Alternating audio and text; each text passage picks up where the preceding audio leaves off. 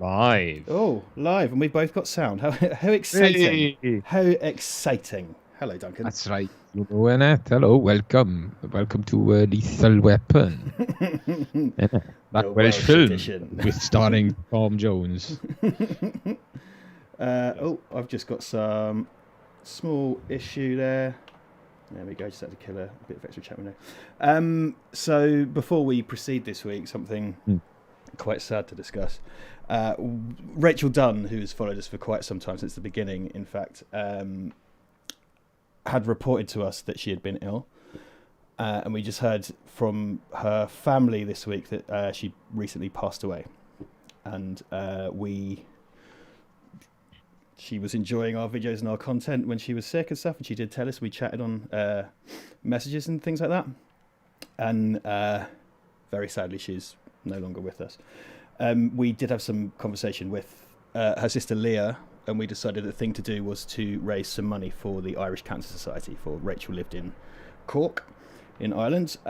So tonight, if you are going to put your hand in your pocket, as many of you do week on week, we would prefer, if you can, give money to the Irish Cancer Society. And for the evening, we've created a Just Giving page, link in the description, justgiving.com/broadcasting, and you can go and donate money to the Irish Cancer Fund in memory of Rachel. And this tonight's stream is in memory of Rachel Dunn.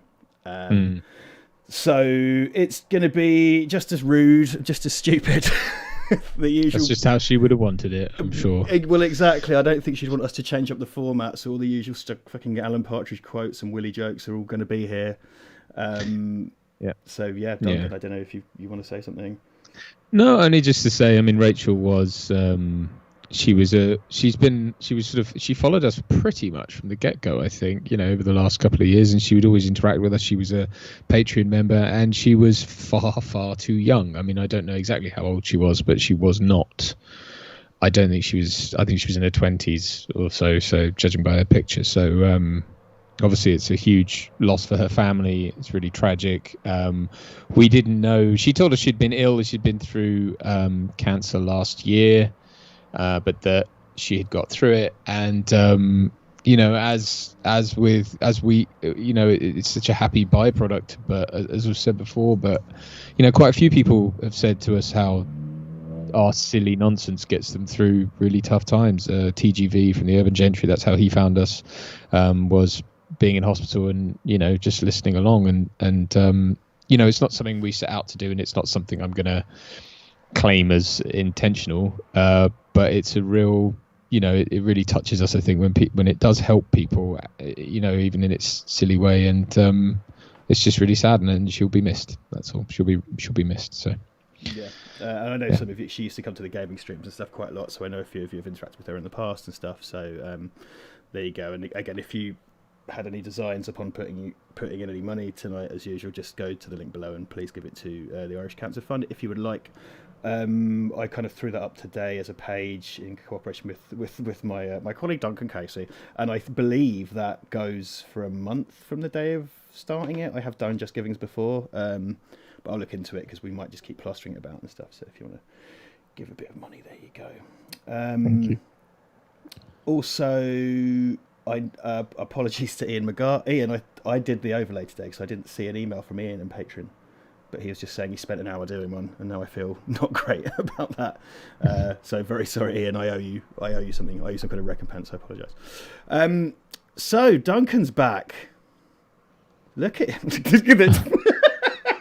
I'm here in body. Yes, the joie de vivre of a new parent, just sort of slowly waving.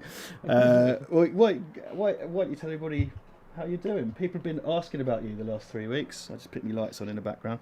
Had lots of inquiries about your well-being, young man. Oh, that's very sweet. Thank you. Yeah, I believe it's much the same as anyone, I guess. Any of you who've got kids, I'm sure will relate. But it's pretty much just the non-stop, incessant howling and feeding and farting, and which, you know, the farting's fun. Which is what we were talking about, by the way. Yes, Duncan was like, how can I get Richard in the idea of parenting, get him interested? I'll talk about the farts. And like, oh. Yeah, it is one of those things where it's like it's a bit at this stage, I suppose it's like having another pet in a way. Like they're not really, they just need love and attention and affection and everything, but it's just feed, sleep, so right. Yeah, that's pretty much how it's been. It's one of those things where, you know, when like all your friends have kids, and they tell you, you know, that they'll usually throw in something about don't ever have kids, but then they'll say, but then they give you a hug and everything's fine. And it's kind of like that when people jump in the cold swimming pool on holiday or wherever, and they go like, it's fine once you're in, and it's like some sort of, you know, like body snatchers or whatever, where it's like join us, and it's like, it's really not like that. Oh, I've had a lot of people have been asking after you, actually. And also kind of like, because what I do get, you probably don't appreciate, is it because like random ones of my, like, you know, real life friends are because they know who you are, but they haven't met you. And they're always saying to me, oh, you know, how's YouTube? And then some of them who watch a bit are kind of like, oh, you know, I hear Duncan's had a kid and stuff. So I'm explaining to people that you don't know, haven't met, like what's going on in your life. But particularly for the first couple of weeks, kind of like, oh yeah, man, you know, how's Duncan? What's going on? And I've just been like, dude, I've barely heard from him. I'm just letting him get on with it. Like he's in the trenches, right? You know what I mean? I was just like, he's in the trenches. Yeah. I was just sort of letting you come to me when you were, you know, able to communicate. Because I think when we did that Batman trailer, I feel like we, you know, Skyped, and you were just kind of like, what? Where am I? What's going on? Yeah. Yeah, bless her. My wife is very good, so she's sort of mainly taking her through the night now. And yeah, which enables me to get some sleep. So, but it's hard work. It's very hard work. But you know what? That's it. You got to do it. So I'm here. Part of it. I've been through it vicariously a number of times. I don't have any children that I know about, but and hopefully none in any kind of actuality, because that would be weird. But yeah, loads of my friends, I think, we're at that age now, and loads of my friends have had kids, and I watched them all go through the same thing, as I'm sure you have as well. You know, so there's lots of, you know, and they're all the mates that have got kind of little kids at the moment, of which I can think of at least 3 off the top of my head. They're all into that. Oh, they're all fun now phase. They're way past the shitting pooing stage. They're in the bit that you've got to look forward to, and it's all fun and they laugh and you can teach them silly things and all that, you know. Right. Yeah. Yeah. I'm looking forward to that. I think I understand now the kind of the dad who slopes off to the pub. He like makes excuses and disappears. You know what I mean? Like takes a long time to get home from picking up the dinner or whatever. Bring back that 70s dadding. You know, that kind of. I keep seeing. Do you ever look at Fesshole on Twitter? Do you follow Fesshole? No. It's an amazing account. You should. Firstly, it's just at Fesshole, and it's a Google run by Rob Manuel of Beta fame. It's a Google Docs form that you anonymously confess things in, and then they get tweeted by the account after moderation. And there are so many of them from men who just pretend to need a shit so they can go and sit in a quiet room in the house. like that seems to be a. Yeah, Kevin Smith said that about because that's how in his story about the anal fissure. He said he got it by sitting on the toilet because he would just sit there for hours reading or doing stuff, or tweeting or whatever, and it was just to get away from like his daughter or whatever screaming and howling. Yeah, well, they only had one, didn't they? And now she's like an adult, so that's way in the past for those guys, I guess. Yeah. I can't say who, but I know somebody I know who's just had a kid. They are pregnant again because they're going straight in ding ding for round 2. You know, they're getting them all together. To be fair, which is more or less what my parents did. They waited a year between me and my brother. Basically, the ladies are at their most fertile straight after they've had a baby, and there's quite a few. When you're still in the hospital, they really push like information on contraception on you. And when I was like, I know, like we had a baby, like I know what contraception is, and they're like, no, trust me. They were like the amount of women we've had in who are crying like in tears because they've just had one. They've got a newborn at home, like that's weeks old, and they've just fallen pregnant again. Yeah. So I was like, okay, right, yeah, I don't want to be that guy. So, yeah. Well, I had, so rubber up. Rubber up battle. There are a couple of friends of mine had, bless them, they had quite a few rounds of IVF, and I think they were on their final round of IVF before it's not free anymore. So I think you get 3 rounds on the NHS or something. I can't remember. Yeah. So they had their 3 rounds, and they got pregnant on the 3rd round, which is really good. And then bless her, the little girl, she had mouth cancer, which is quite little, but they're through it now, and this gorgeous little girl, and you know they're going to have checkups and stuff, but she's in remission and it's all good. Good. And then about a year and a half ago, it was like, oh fuck, I'm pregnant. Because they'd gone through, but they're really, really happy because they thought they were only going to have one and they wanted more than one. And they'd just clearly been fucking because, you know, as far as they were concerned, biologically, it was deeply unlikely. And then it's like, oh, fuck, we're having a baby. Which is really, the amount of times that happens. Yeah. My mum was told she would never have a baby because she had really bad appendicitis and she had to have part of her bowels removed and stuff. And my friend Megan, she fell pregnant on a, I think it was like a one night stand or whatever. But because she'd been told she wasn't able to have kids from a young age, and so she was like, okay, caution to the wind then. And well, you would, wouldn't you? I suppose. Yeah. I mean, it's kind of because you feel like you've been dealt a shit hand, and then it's kind of like, whoops a daisy, babies everywhere. Yeah. My friend, my friend Tom actually, he left secondary teaching. So keep this in mind. He left secondary teaching 10 years ago, and he was teaching up in North Cambridge. And so he would have been, I suppose, 26, and he was teaching the son of a lad from our year. Wow. Yeah, because that kid, I think he'd already got girls pregnant before we'd done our GCSEs, you know what I mean?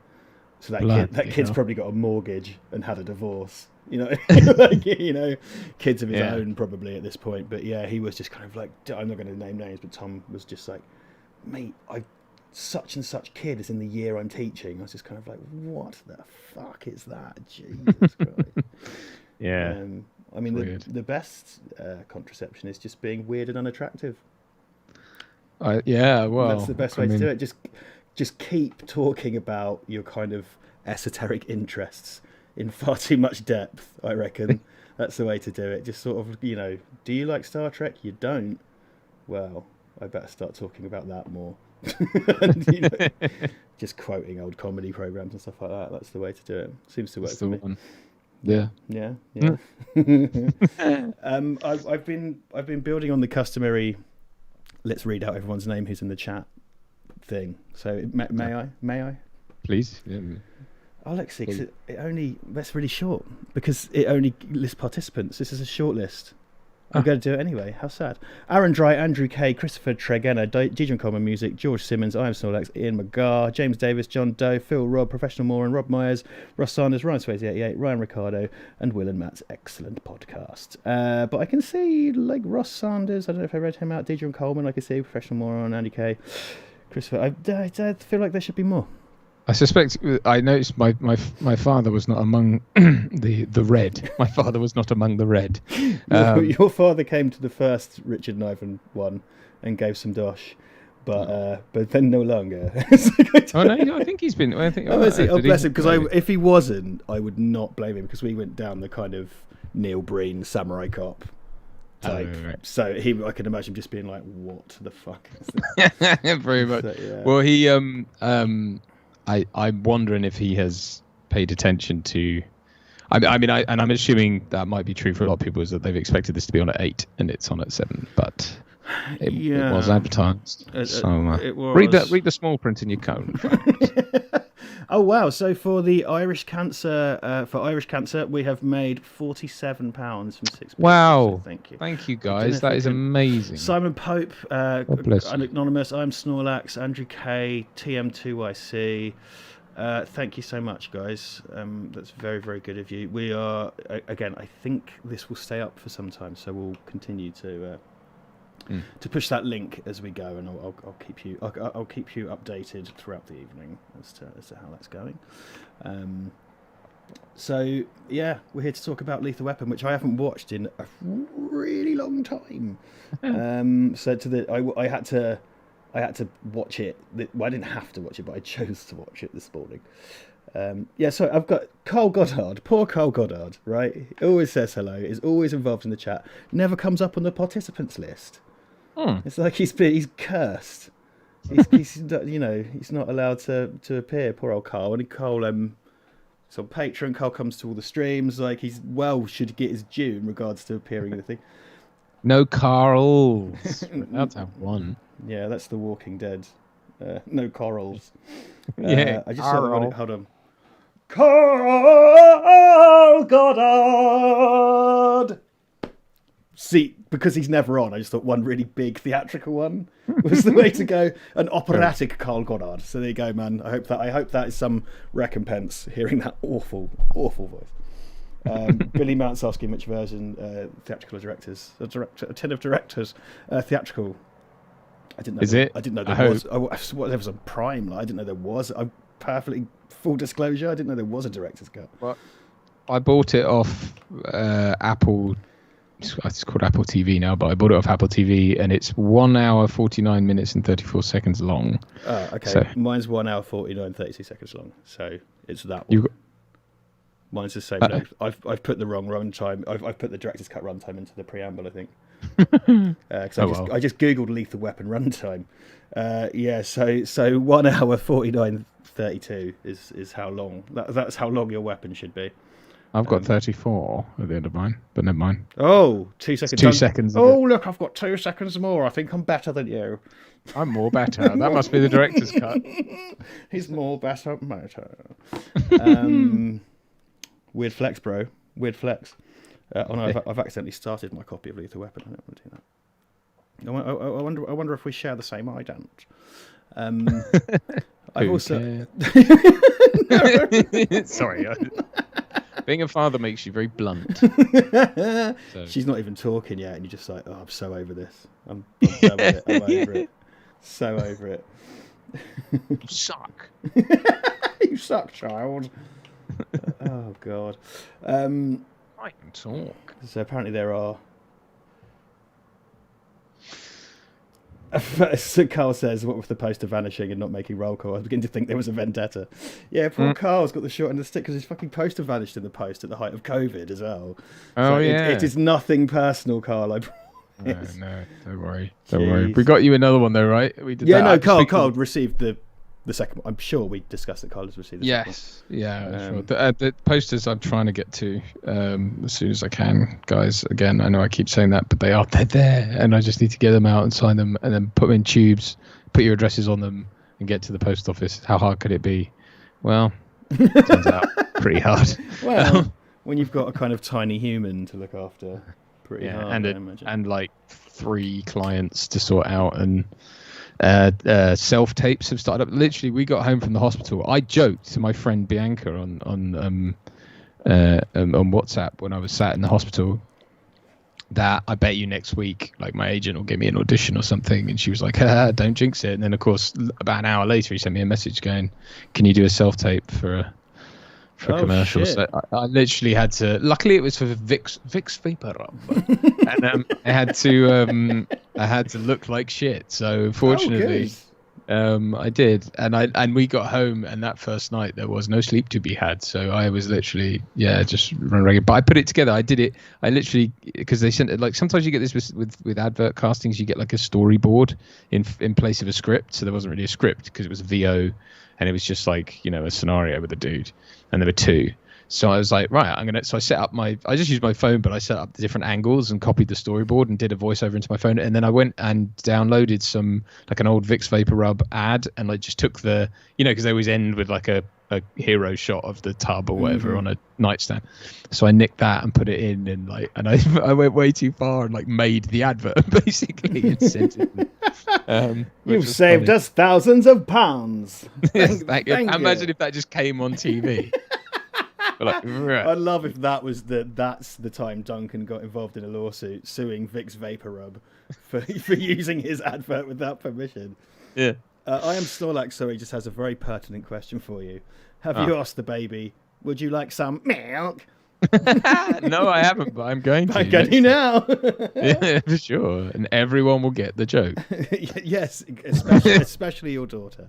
Yeah. We meant to talk about this already, but we've kind of in Grand Val Verde style got derailed.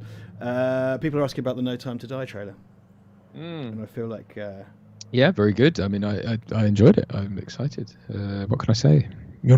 Good movie. I don't know. I think it obviously cements that we're getting it in November. They've let Tenet jump first, I think, which I still haven't seen. I'd like to see. Me too. But yeah, they've kind of let that happen, and then so I don't know, but I hope it's all gonna go ahead for November. I don't know. I don't know. I don't know if they're just at a point now where they're like, "Fuck it, put it out," because they just don't know. I suppose. I mean, it's gonna get pretty badly impacted, I should think, but Well, they're seeing what happens. I mean, I kind of went in on Bill and Ted, so I had to use a VPN to go pay an American website to let me watch Bill and Ted, because I went to legit, but because here it's only cinemas in the UK because they want to revive the cinema chains, I guess, but we're not getting the streaming option, which sucks. So I just paid some Americans to let me stream it instead from Voodoo, because that's the only website that let me use PayPal, because all the others saw my 2-bit limey credit card and wouldn't have it. The VPN or no. Right. Which I think virtually every comment on Stephen and I's Bill and Ted review were just like, "You're wrong, it was awful." Like, not all of them, but quite a lot of them. And I loved it. I thought it was great. But anyway, No Time to Die. That's not the beginning. That's not the beginning of the beginning. That's the end of the beginning. Yeah. No, I mean, there's not an awful lot more in it. I like what's in it, though. It's a bit more descriptive, I suppose, of the plot. I guess, I don't know. There's just a bit more expansion on the scenes that I think were already shown, really. But it looks awesome. Like, it looks like a proper Bond movie. It's got all that good stuff in it. And like, my recent reappraisal of Die Another Day kind of has snapped me back into kind of going, yeah, actually, do you know what? I don't necessarily want dark, gritty, realistic freaking James Bond all the time. Like, it's not fun. It's cool in the moment, I suppose, but that I don't think, it's like, I sort of said this about The Dark Knight to Christopher Nolan's cousin, which I then had to recount as I was working with him at the time, but and I didn't realise, but your cousin's a shit cunt. What do you think about that? No, I don't know why, but I ended up, because I just rewatched The Dark Knight at the time, and I said to her, rewatched it, and I said, I didn't say it doesn't hold up, but I just said it's like, to me, it hadn't aged well. And I've kind of realised, like, I think the thing you're seeing with James Bond at the moment is it's still because it came of this current iteration started back in the Batman Begins days. It's still in that mold. It's still in that like Bourne Identity type. I mean, it's crazy how long this has lasted at this point. You know, it's like 14 years and counting. And so it's kind of like, well, I mean, I guess they are going to move on after this, but yeah, I just sort of look at it and I go, I want them to have fun. I want to have some fun with it, and it looks like it will be fun. It looks like there is an element of fun in it. So I hope so. I mean, there's still a lot of foreboding and a lot of like, the secret will get you. You don't know the secret. Uncover the secret. Does that not seem a bit like what they always do with the Craig ones? Yeah, like, it there's does a bad secret that's gonna. You've quit, but you're going to come back for the secret. And it's like, stop quitting. Like, he's the most he's such a quitter. Like, he's never. I don't think there's ever been one where he's worked for fucking MI6. His job. It's like, James Bond, back for the secret. He should have been called Back for the Secret. Yeah. So yeah, James Bond P45 never died. So he's back for his pension contributions. Yeah. What pension contribution? You haven't been on the payroll for years. You've been fighting, drinking scorpions or whatever it is you do. I don't know. Or fighting scorpions. I'm not sure. Or fighting, drinking scorpions. I don't know. Or scorpioning, drinking, fighting. Get out. Get out. Yeah, get out. That's Ray Fiennes. Get out.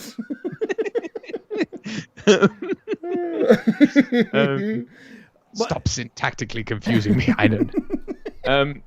Yeah. So, but yeah, I mean, I'm trying to think of what new stuff there is in it. Really, is this? I mean, did you watch it? I did. I mean, I'm a bit.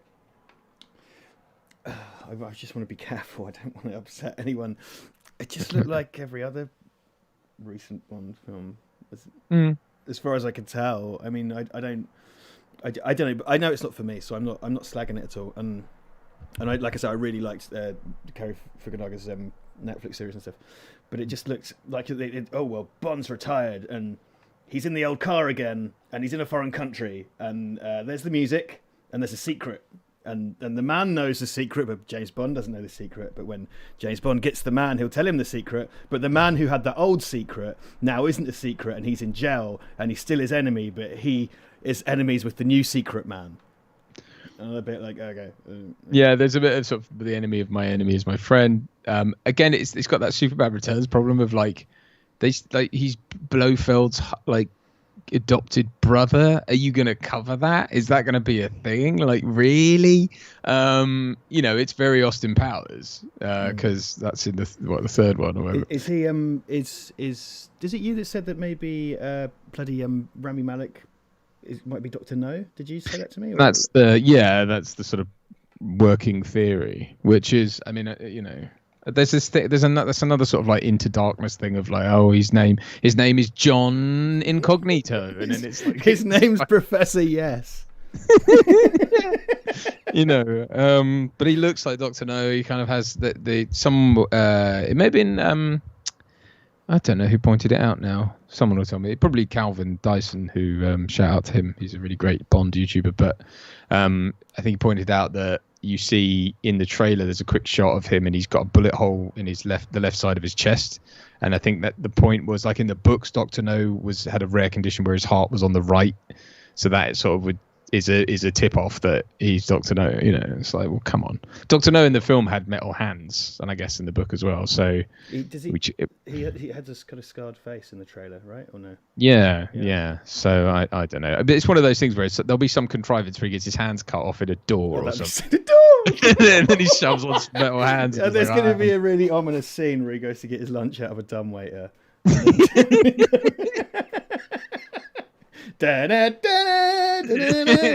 Well, that's the problem I have with and they again, it's not the fault of the films necessarily, but it's the fact that they planted a flag on a hill 14 years ago, and now they're sort of stuck in this thing of like, we have to reintroduce the old stuff because we restarted the continuity, but we have to find these sort of silly ways, or these sort of like backdoor ways to tell you about it. So it's like, because we know, so it's like, it's not it's obviously, but it's not exciting to know that, okay, all right, well, it's Doctor No, so we know what's going to happen. So it's kind of like, well, because I gather with Spectre they were going down the route of On Her Majesty's Secret Service, and then they had to, when the Sony hacks happened, they had to rewrite a lot of it, and that's why the ending's a bit weak and what have you. But it was supposed to end in a similar way to On Her Majesty's Secret Service, and which is why when the first trailer dropped, it had like a version of the On Her Majesty's Secret Service score or sound song, you know, the theme. Mm-hmm. in it. And so I think, yeah, they're sort of stuck in this cycle of having to a thing from his past, and it's like, my name is John Incognito, and then it's like, but you can call me Dr. No, like, or whatever. And it's just like, and it's so like it's telegraphed. But with all that aside, look, I'm a big Bond fan, and I like the look at it. You look fun. You look like Daniel Craig was having fun. And you know, even though it's full of sort of platitudes, like, if we don't stop this, there'll be nothing left to save, or whatever he says. And it's a bit like, right, okay, get it, stakes are high. But it's very much a world domination plot. You know, it's like he's gonna kill the world, and it's like that's we haven't seen that in a long time, because normally it's like in this sort of iteration, it's like he's laundering some money. Like, right, yeah, okay, yeah. And it seems a bit low stakes when it's kind of like, oh, don't steal some money. It's going to take all the water in Bolivia. You know, I'm sure that's bad for Bolivia, but take all the sprouts out of Brussels. it won't be any kind of Brussels at all, Bond. Not without sprouts. That's right, China. All the tea. We should have paid attention when they took all the tea from India, but that doesn't have an associated metaphor, so there was no sense of urgency. Yeah, exactly. But no, I like it, dude. I'm in. You know, I'm a big fan. I'm wondering what I'll think to the next sort of generation or iteration, because I'm assuming they'll cast someone around our age, so it's going to be it's going to be for the first time. It's going to be sort of a kind of contemporary in a way. Oh, true. I didn't think of that. That'd be weird.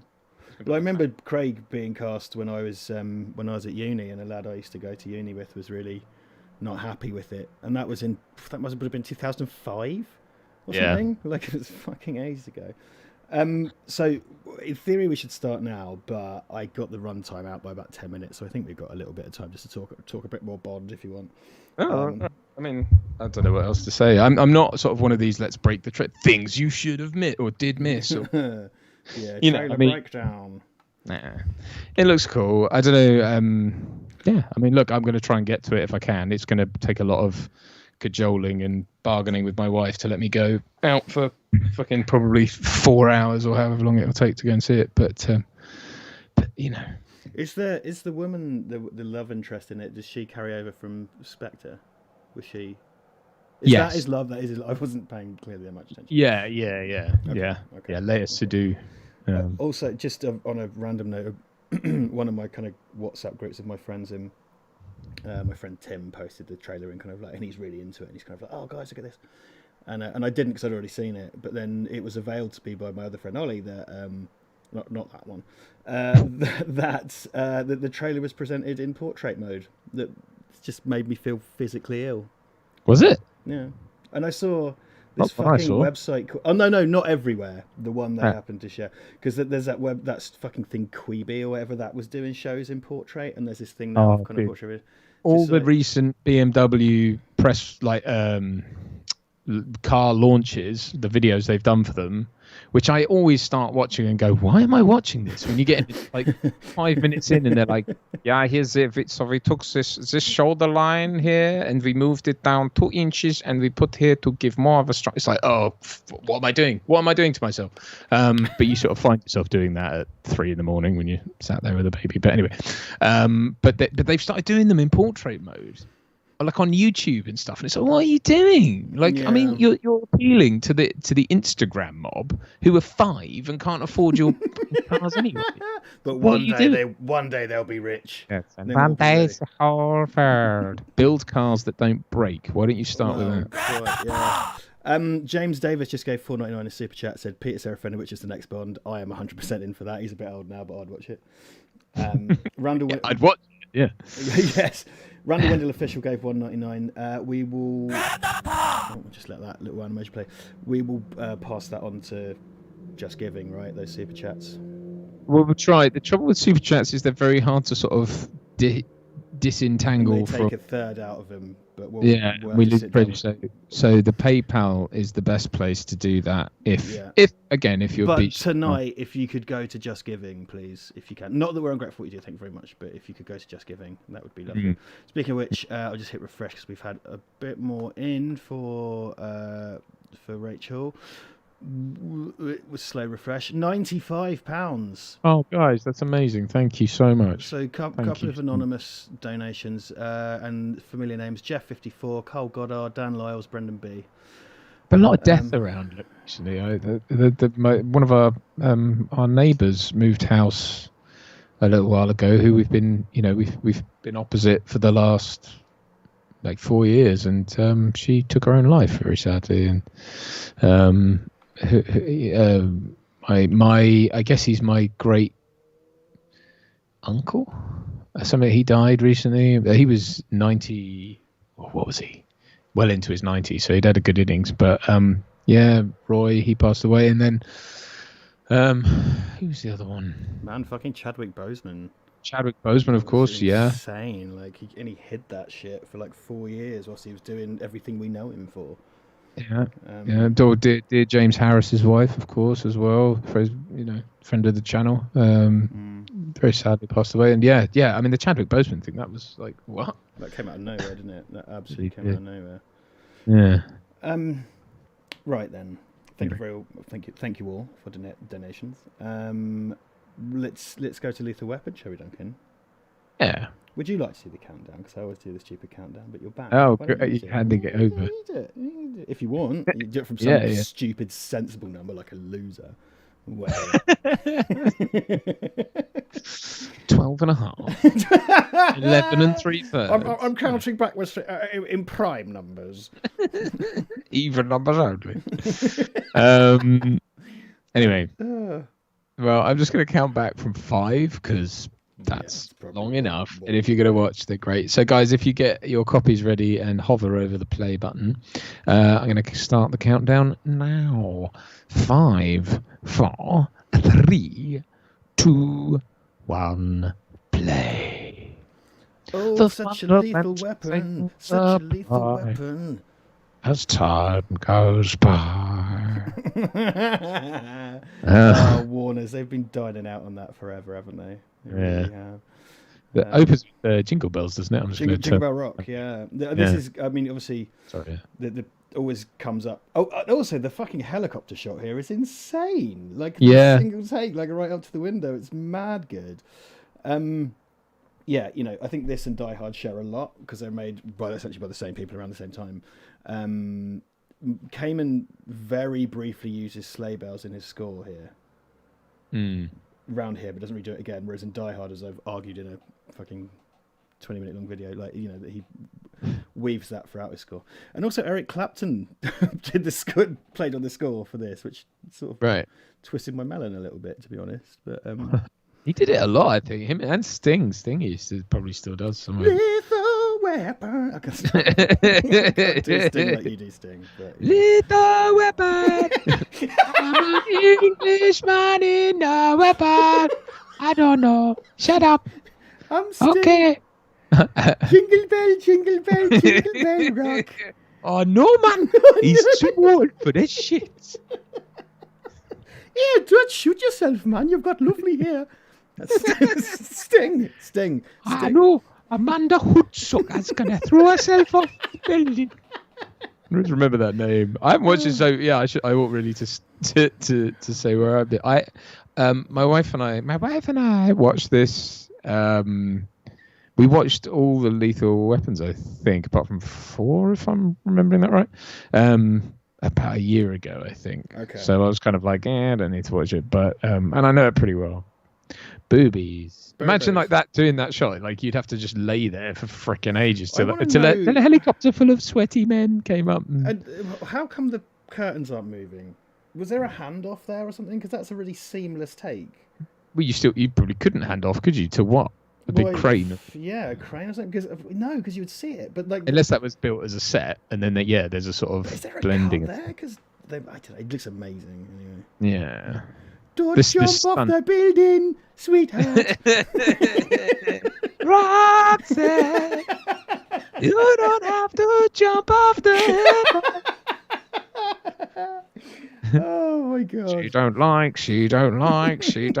or she does. Cocaine. She does like. Oh god. Anyway, this stunt is pretty amazing though, because there's some trivia around this stunt as well. It's pretty that I can't great remember, because she appear. I mean, because often as something that is sort of a minor Richard Jackson trope, but the Beastie Boys dummy. But they do the thing of her. She's about to land on the car, and it's like that's a person. Like it looks so good. Like the kind of I think someone actually. I think it's something like the car is one of the blow up things. It's a blow. Oh, okay. Whatever. So you can't actually show them landing on it, but you can show them basically falling to it. I think that's what it is, or something like that. And then obviously they use it later on in the film, the sort of inflatable bag, which is a bit silly because there's no way that guy couldn't have seen it below them until. I know, and it's sort of like he just goes to do it, and it's like, I'm going to kill myself because I'm crazy. Don't look down. And also, it doesn't really need to do it. It's all part of his Death Wish shit, isn't it? Yeah. The thing is, because like Death Wish, Jan Death Wish, bloody Mel Gibson in this does really good. Crazy eyes, doesn't he? Like he does really good kind of like I'm nuts, I'm on the edge type stuff. But I am sort of like, but he is definitely insane. So I sort of think it's like not even method acting from him. He's just a mad fucker. Yeah, look here. Yeah, it was an inflatable bag that coloured like the car. It's a great stunt. It really is, yeah. And a nice shtick where the roof goes in, There's a bit of trivia around that. The scene, there's a really, really, powerful scene where Riggs goes to, he's contemplating shooting himself and stuff. And he's really, in pain, clearly, like emotionally. And apparently they had that set, which was, like his sofa in his trailer home or whatever they had in the back of a truck, and they would just literally take that around each day to wherever they were shooting, and it was like so that he could be right, he could just do the scene, because it's like when you watch it, it's a really, really I know that sounds wanky and actory, but actually it was worth it, because you look at the his acting in that is fucking astounding. He's crying and stuff, it's amazing.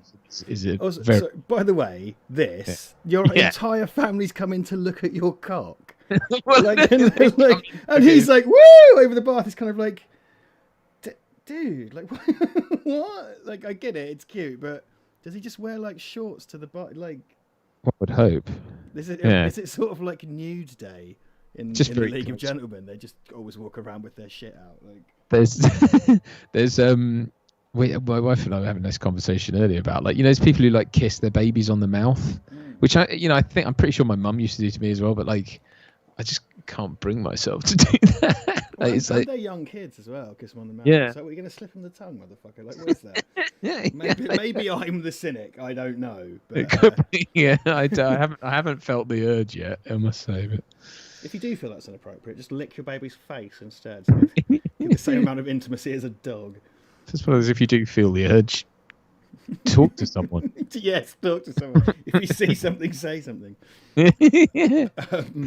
See it, say it, sort it. Sort it. Having watched this film for the first time in a long time, and one of the reasons I haven't watched it is because I always kind of feel like I don't need to, and not because I've watched it so much, just because it's so widely parodied and referenced.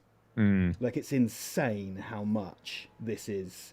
Like, and watching it back, it's kind of like, of course they did, because obviously Loaded Weapon 1 is a direct parody of it, but so many other films, like Shane Black kind of references himself in Last Action Hero and stuff, and virtually every buddy cop thing after this therefore has to then sort of be a bit like this, and Die Hard 3 was supposed to be another one of this, and there are so many things. It's kind of like, oh god, like this is just so widely referenced that you don't even have to watch it anymore to sort of know it.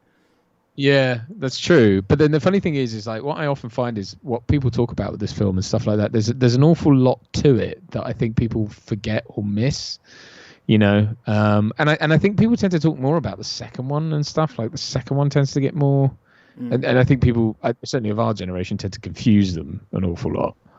Do you know, I think people always... Is it the second one with the bomb on the toilet? Yeah. Yeah, that's the one. Everybody thinks that's in this film, and it's not. People are always like, oh... Blah, blah, blah. And also the shipping container thing as well. Is that from 2 or 3? Like the shipping container. That's 2, yeah. That's 2. Yeah, everybody thinks that's Lethal Weapon, but it's not. And, you know, the final scene, despite lots of bullets flying and things blown up, the final scene is 2 geezers having a fight on Murtaugh's front lawn. Yeah, in the rain. In the rain, yeah. Yeah, Gary Busey's not often talked about in this sort of thing, and also Joe Pesci's not in this one. He's in all the other ones, but he's not in this one. So we're spared his sort of shtick. Yeah. I'm a fan of Joe Pesci's, but yeah, Leo gets a bit annoying, I think, after all. Well, okay. Yeah, that's what he does all the time. Yeah, they've already got a nice setup with Riggs and Murtaugh. You don't need, you know. So I think Shane Black wrote that because Shane Black wrote this, I think, as a postgrad but he was like 25 or something when he sold this script. He was really young. And I think his version was like a hell of a lot darker, and they sort of toned it down and rewrote it a bit. But he still gets sole writer credit, I think. But I believe they rejected his script for the second one and then went their own way with it, and that kind of enters association. Well, it was very much like quick hot button topic. Let's jump on the apartheid bandwagon, and it's like, I guess that's why they did that, you know. But yeah, because we need Josh Ackland immediately. Yeah. Who would have gone? Hello, what do you want? I thought he was South African. Or I could be. But sure, yeah, and because it's in that one as well where they have that shit about don't eat tuna because of the dolphins, and apparently that was Dick Donner's fucking wife's thing or something. You know, it's like that's what they should have done a whole film about is the overfishing of tuna.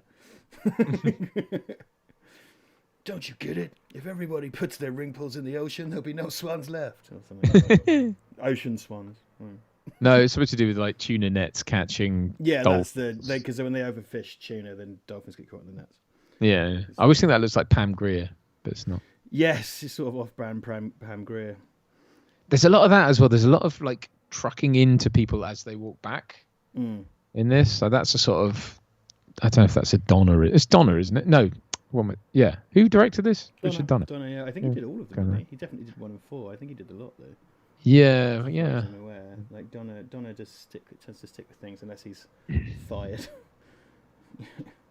Unless he's fired! It's a good paper. But this is, I think, because this shares a lot with Die Hard, as I said, and in more than one way, because there's a kind of behind the scenes thing and similar era and stuff. But this has far more of a investigation. You know, it has that film noir thing. It has the investigative kind of angle to it. So Jeffrey Turner, aka Mega Jetty, won $2. Lethal Weapon films next to Terminator is my favorite franchise. Fair play. I don't think that word franchise bugs me, because it's like what I don't know. This isn't a franchise. This is a film that had sequels. That's, I think, different to a franchise. But I get what you mean. But you know, things become franchises, don't they? So I mean, by the time they're doing a TV show and stuff. Well, they used to.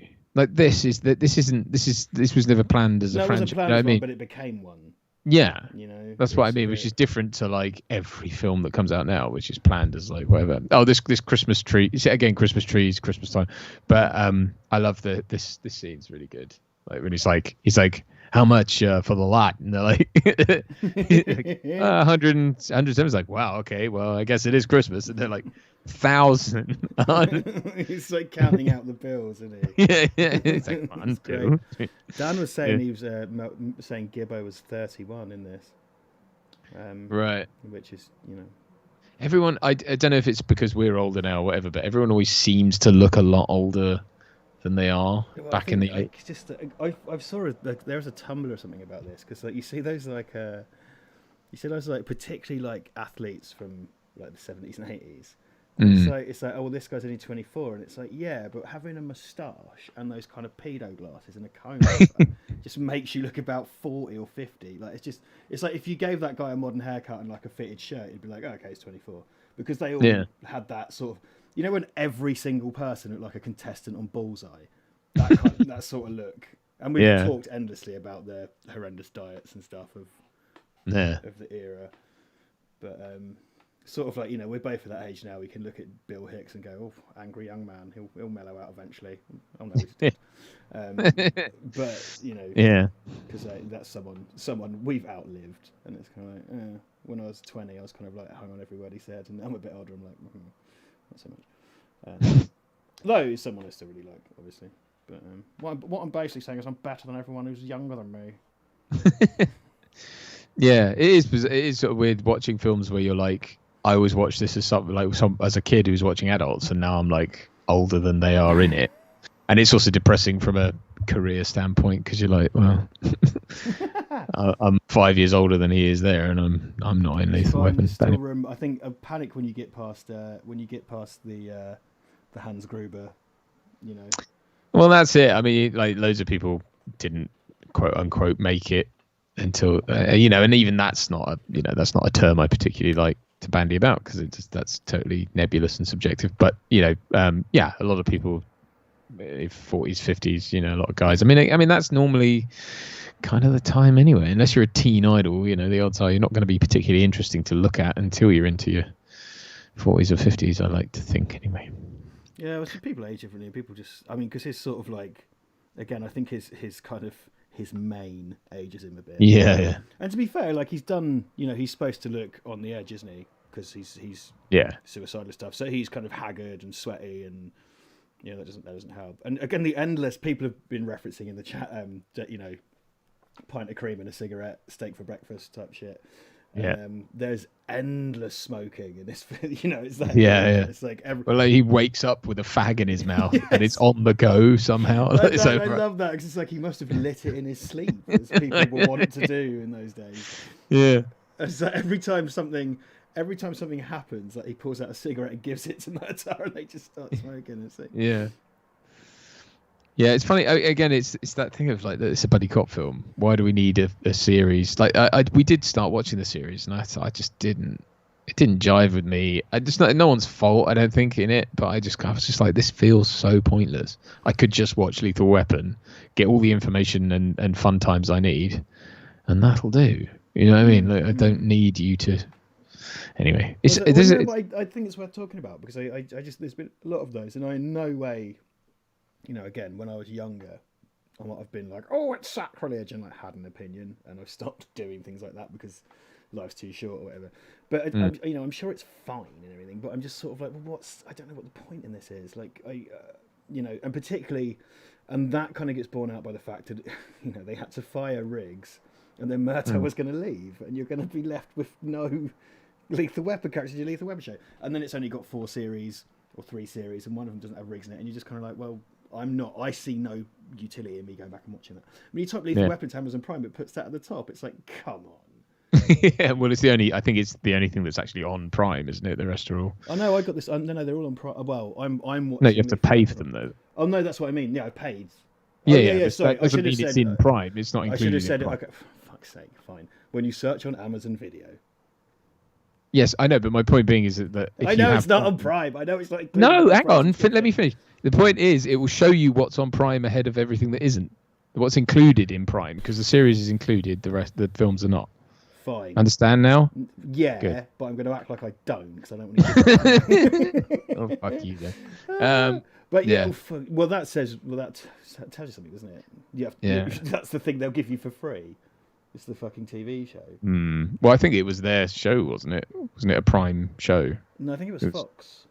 Oh, was it? Fox, okay. Yeah, I think it was on TV somewhere.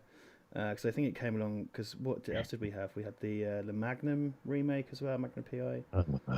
Well, I'm not watching that. No, fair enough. I know that's your jam, isn't it? Yeah, Magnum, and again, pointless. And I saw the trailer, and I was like, "What is this? What sweet hell is this?" It was honestly the worst thing I've ever seen. Oh right. Oh, so you did watch? Oh, the trailer. I watched the trailer. Yeah, and I was like, "I'm not fucking watching it." Let's see. So yeah, Gibson with a gun in his mouth. He does go for the. There's a few kind of. He pilots a few Suicide Stars there, because he looks like he's going to do it from a distance, and then he goes directly to the forehead, and then he goes in the mouth. It's like, okay, lovely. That's really. Someone once told me the most efficient way to do it is like this, like down through the top. Yeah, because apparently the thing of like the gangster thing of holding guns sideways doesn't work, and there were a load of paralyzed people in New York City for a long time during that craze, because they would shoot people wrongly in the head and it wouldn't kill them, but it would, which is horrible. But Oy. do we need to do that, America? Anyway, let's not go there. But yeah, yeah, sorry, it's gone a bit grim. Yeah, but Gibbo started it. But this stuff, Mate, like so crying powerful. and shit, he's amazing. Like, yeah. I mean, he is. So, did you ever see the South Park with Mel Gibson, where he's just like a batshit lunatic? Did you ever see that? No, I can't don't remember think what the point of the episode was, but they did this thing where every kind of angle of his head was a real photograph. Like Saddam Hussein. Oh yeah. But he's just kind of like, oh, ah, brr, and just kept making kind of crazy noises and was just nuts. And I think he was in his pants the whole time. Like the whole thing was just he was mad, and I can't remember what the point was. Other than well, other than that, I should imagine. Look how wobbly that set is. All those dividers just wobbling back and forth. Is that not Richard Donner's wife? Because she's in obviously The Hard V and this. Because she produces stuff with him, doesn't she? Isn't it? She? Yeah, like the X-Men films they produce together and stuff. Yeah. Is it Lauren Schuler Donner? Is that her name? I don't remember.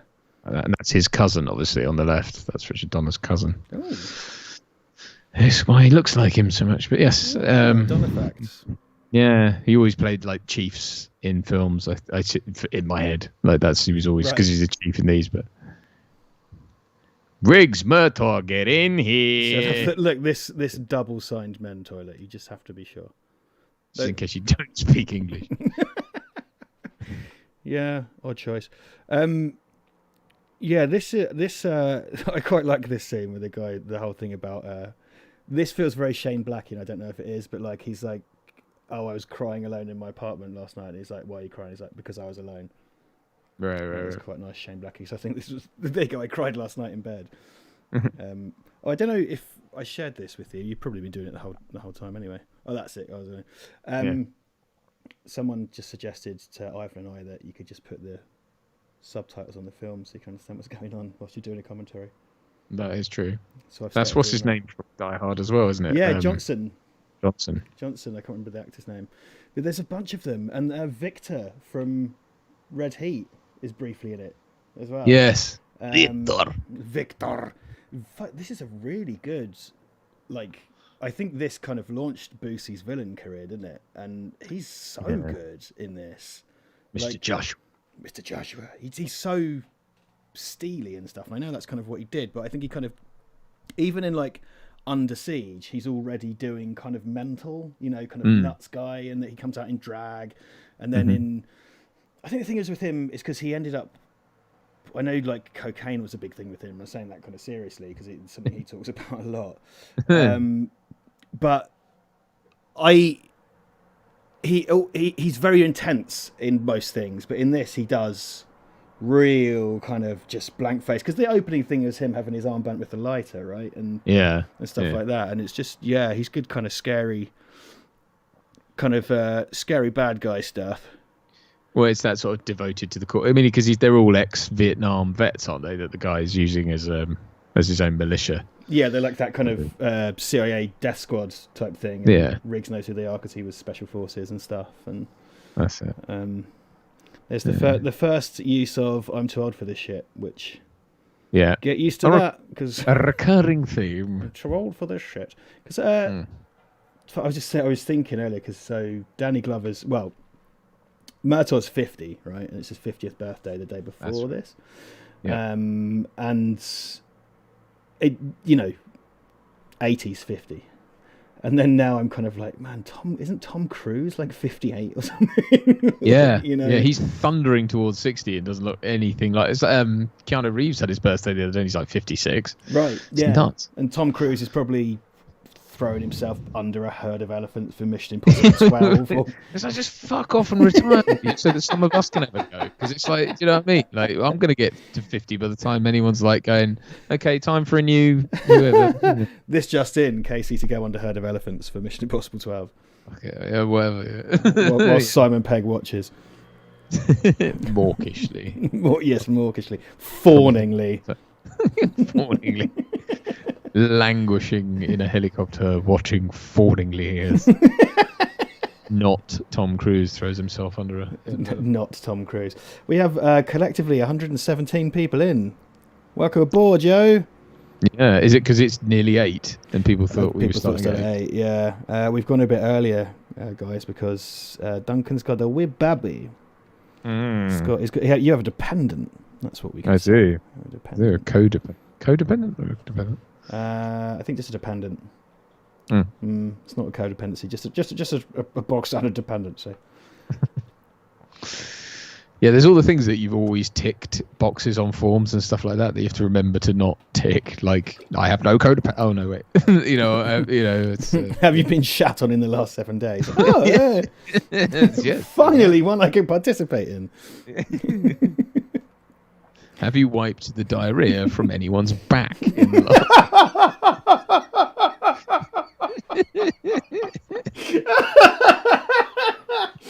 Oh God! Oh my! God. Yeah, I suppose so. Yep. Did I ever? So the general in this is Mitchell Ryan, who is Riker's dad off of Star Trek.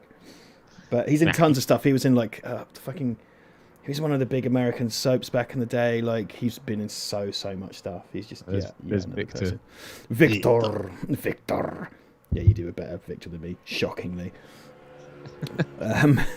Yeah. I don't not had much cause for impressions over the last month or so I sort to really warm up. And now my impression of someone cleaning diarrhea off a tiny person's back. My wife was retching the other day because there's a certain type of shit now that she can't take. I had to deal with it. Somehow found a cast iron stomach when it comes to dealing with shit I never knew I had. It's like the dogs, everything shits, man. Like, I have to pick up dog shit, cat shit, fucking baby shit. Might as well pick up my wife's while I'm at it. Do you need any shit taken away? Because I could do one for you if you're expanding your repertoire. If you're offering. I did foolishly drink this near litre of apple juice. Other brands are available. All brands will give me the shits. But I just really... the brands of juice, like orange and pineapple. Great.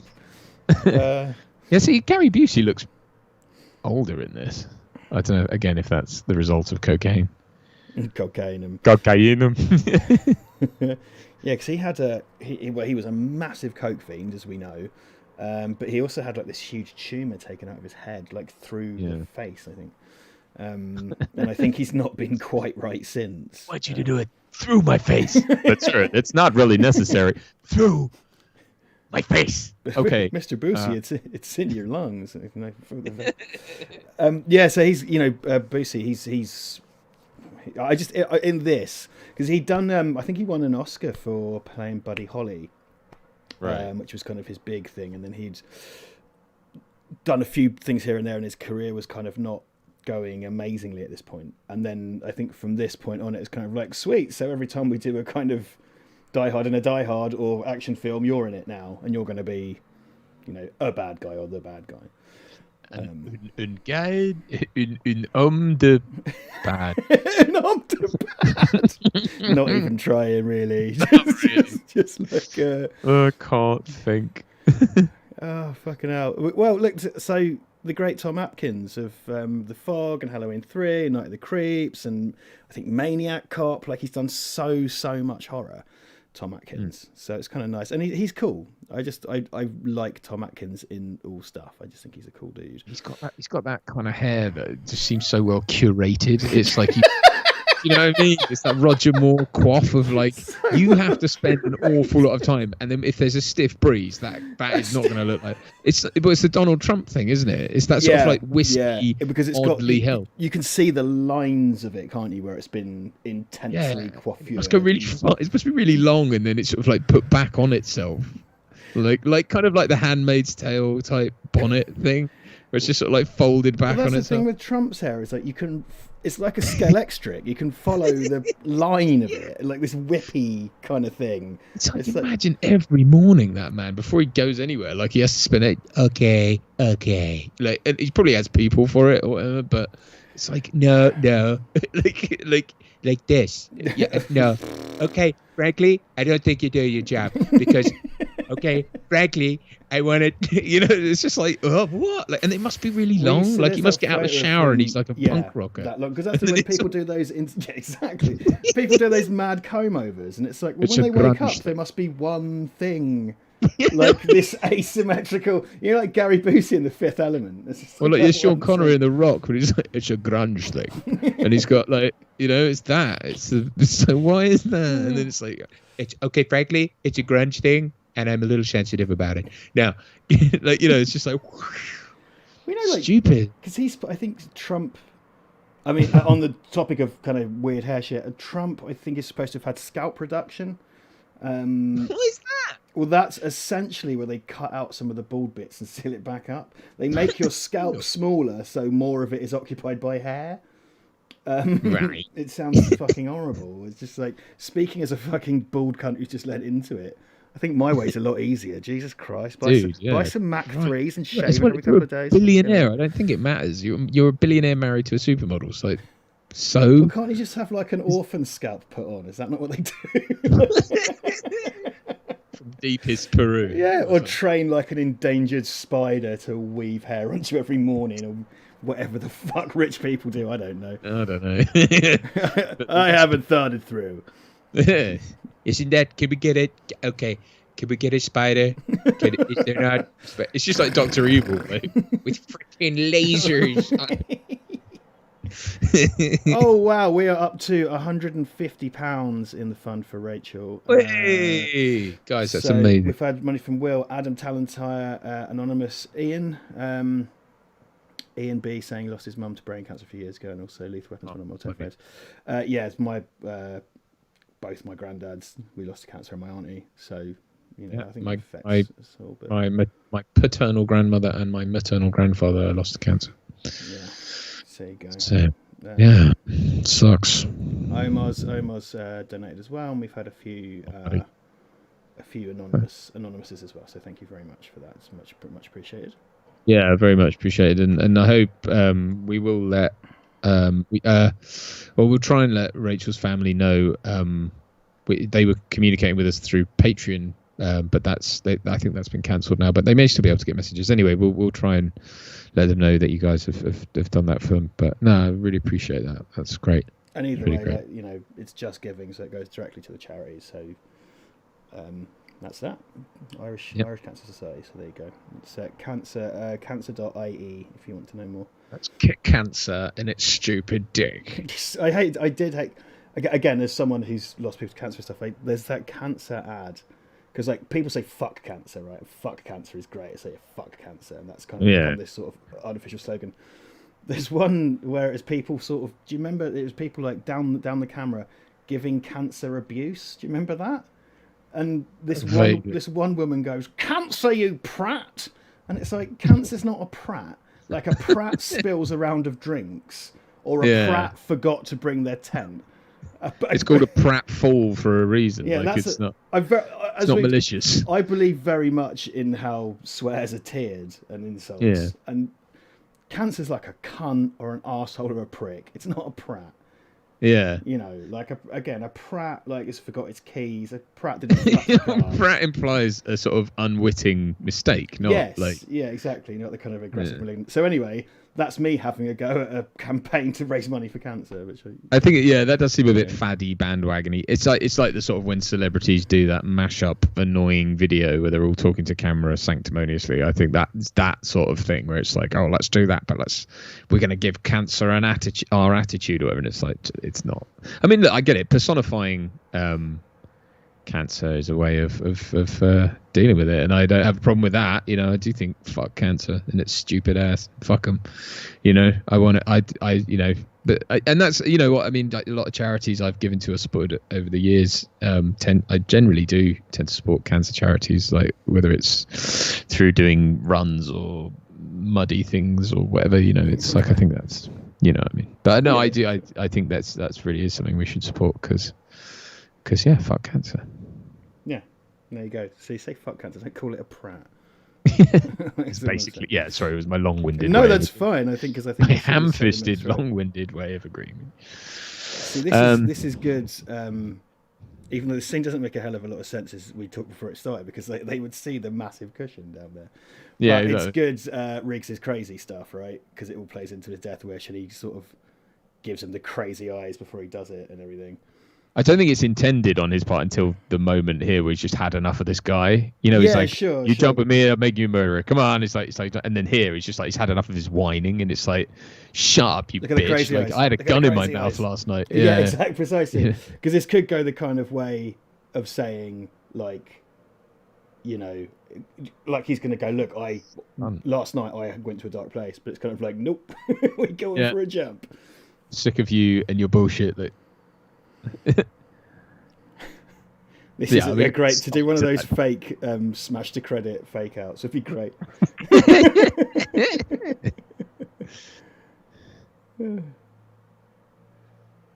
Is that bo bo bo bo bo bo bo?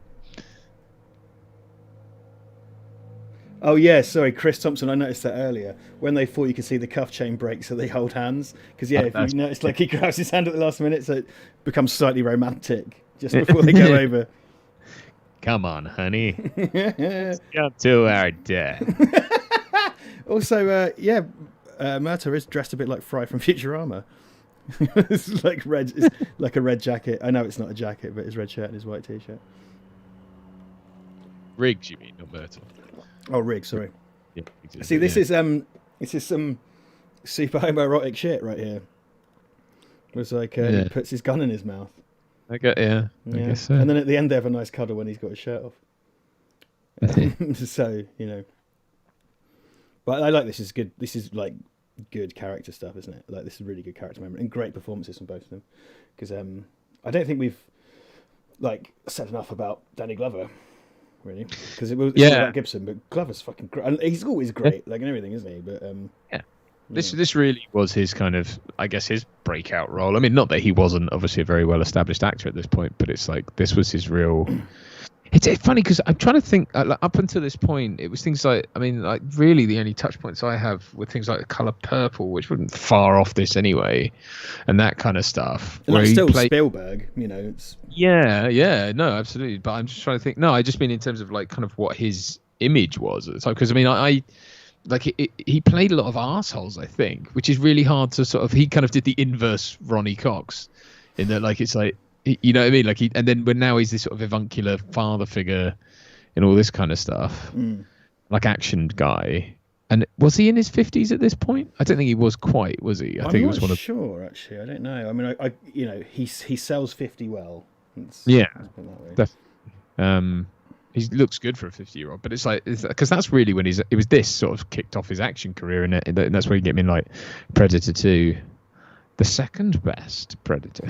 I'd say, Father, you might be the second best Predator. What was it about anyway? Cheers. That always makes me laugh. I'm sorry. Yeah.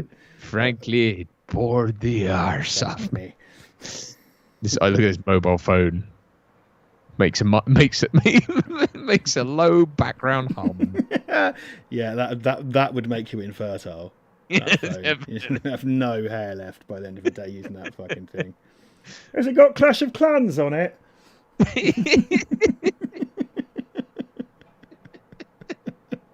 Fucking wants to the size of that bat. Oh, my dad got some. My dad had like a brief bit of having a bit of money like for about a month in 1990 and got one of those fucking car phones. And it's like absolutely like by the time you'd attached all the fucking Frankenstein horseshit to your car, like this like a sort of cyborg humpback white whale you had to put inside your car, and then this area we put on the top, and then the battery would last for like 30 minutes of talk time or something, and then it had to go like into this console in the middle of the fucking thing. Oh god, yeah, I know. And it cost 50 quid to make a phone call or whatever, and it was like. What? And people rang you from the car. They would go get in the car on purpose to call you and stuff. It's so much more efficient. Putting the aerial on top as well, like you're a member of the French Resistance in the back of a bakery. Yeah. Yeah, it's funny. You see cars as well, like that car when they got in it. I can feel the door. So if you've ever been around a vintage car or something like that, or like a vintage 911, it's got that real like everything's just nuts and bolts and metal and analog, and nothing is like nowadays. You open and shut a car door, it's like yeah, it doesn't. I mean, obviously you get in higher end cars, you get soft closed doors, which is like where you can not close it properly and it will close itself and shit like that. But like in this stuff, everything just felt real clunky and like hard, and like there's nothing nice about it. Yeah, I remember getting in cars like that, because now even shit cars tend to have at least some computerization, electronics, electric windows. Like, because there was a time when electric windows were a novelty and stuff like that. We used to get in these horrible, clanky metal things, and everything had to be like operated with the handle and stuff. Like now, like when you think of it, like obviously everything's computerized now, and it was kind of like that in the early to mid noughties, I think, when they really started pushing like everything's controlled off a screen. You don't have a button for certain things, and nowadays it's just screens everywhere. And actually, we've allowed them to convince us that that's high end, but actually, it's like all you're doing is producing iPads and sticking them in cars.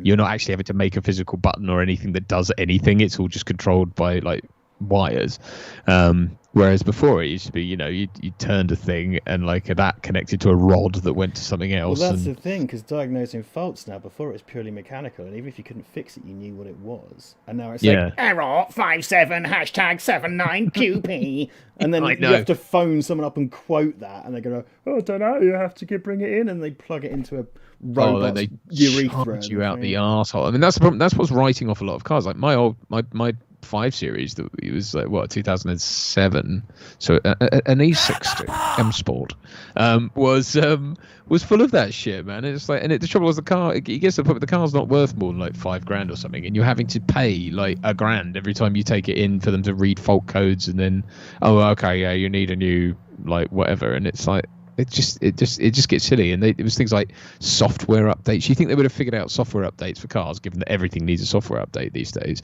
but it doesn't. You have to like rent space off a server and then download it overnight and then update. And if there's any interruption in the connection, the car bricks itself and has to have a new ECU or whatever. And it's like, what? I thought it feels like we've gone backwards massively, like in terms of cars now. Well, you get in a car like that, and when it works, it's kind of like, this is cool. But then when it doesn't, it's like, oh, this is fucked. Well, that's why you just never buy a car outside of warranty nowadays, because it's like, I get you. These two lasses here are so fucked. Like, they're just measuring out really rather a lot of cocaine, and then he's just like, yeah, we're cops. It's like, and this guy's straight at it. Fucking AC Slater over here. Yeah. He gets straight involved. Also, the thing with the plastic's really quite nasty, but it's covered well. Like, I think when they... Yeah. It's very visceral. I think, how on earth did they do that without the guy just drowning? He probably had to have like a breathing apparatus or something. Yeah, really dangerous stunt, because you got to actually go in on the plastic and stuff. I mean, the main reason he drowns is because he's been shot and stuff. But even so, like, I wouldn't want to do it. And then they have to cover all that underwater, because I don't think you lose a sense of what's happening in this scene at all. But it's confusing enough, right? It's confusing that you would be in that panicky state if you were in it, kind of thing. Yeah, because they both go in the water, and then because the whole setup of this is great as well. It's kind of, look, you just shot him in the leg. You don't have to kill him, and then immediately, like it goes to shit, and like end up shooting him anyway, and then he goes. So, John Doe says 40. Oh no, sorry, not John Doe. Although that is funny. Chris Thompson says OBD2 code readers are cheap now. Everyone should have one. Yes, I had one. It still didn't read all the codes. So there you go. Put that in you. Joke's on you, Chris Thompson. I don't have a car. See, it's good as well because the plastic's clear, so it's like you can't even fake it and put anything in. It sinks as well completely. Yeah, God, look at that. Ugh. Yeah, it's not nice. I guess then you just cover it by just when it's in a close up like that, you can just stick stuff over his face. He does do a bit of a goofy face, but it's like, well, he's been shot and he's drowned, so I guess. Yeah. Whatever, you're not getting shit out of him. So I like this. I like the structure of the film, because it is, like I say, it's very, very investigative. And Die Hard isn't like Die Hard has a mystery, but it's more about how he travels through the building and stuff, and it's more about kind of reaching his destination to save his wife. Whereas this has an actual, they drive around following up leads. Everything's kind of connected and stuff. It's Yeah, that is something they managed to sort of keep fairly consistent through all of them, actually, which is that kind of, I won't call it police procedural because it's not so much, but it's that investigatory thing that's quite, that I like. Yeah. Okay. Yeah, I'm into it. I agree. It's something I like too. There's quite a lot of. He gets to watch a lot of TV in this movie, doesn't he? Yeah. Riggs. There's quite a lot of him watching cartoons and stuff. And of course, it's Bugs Bunny because Warner, so you can do that.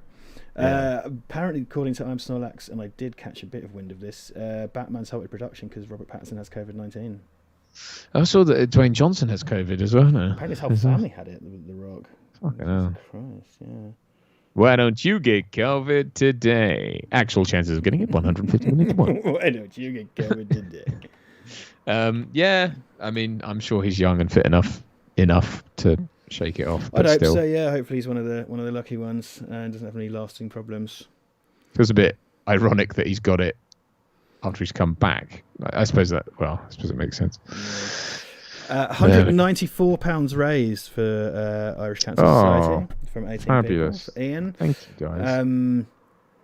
Ian, Doug, Mark O'Marin, Will New, Adam Talentire. Just make sure I haven't missed any. A few more anonymouses. Thanks, guys. It's really, really cool. And we will try to notify Rachel's family. We don't really have a line to them other than through the Patreon account. So I guess we'll just send them something and let them know. And we'll keep that up for a little while because I think it lasts for a set period of time. So sure.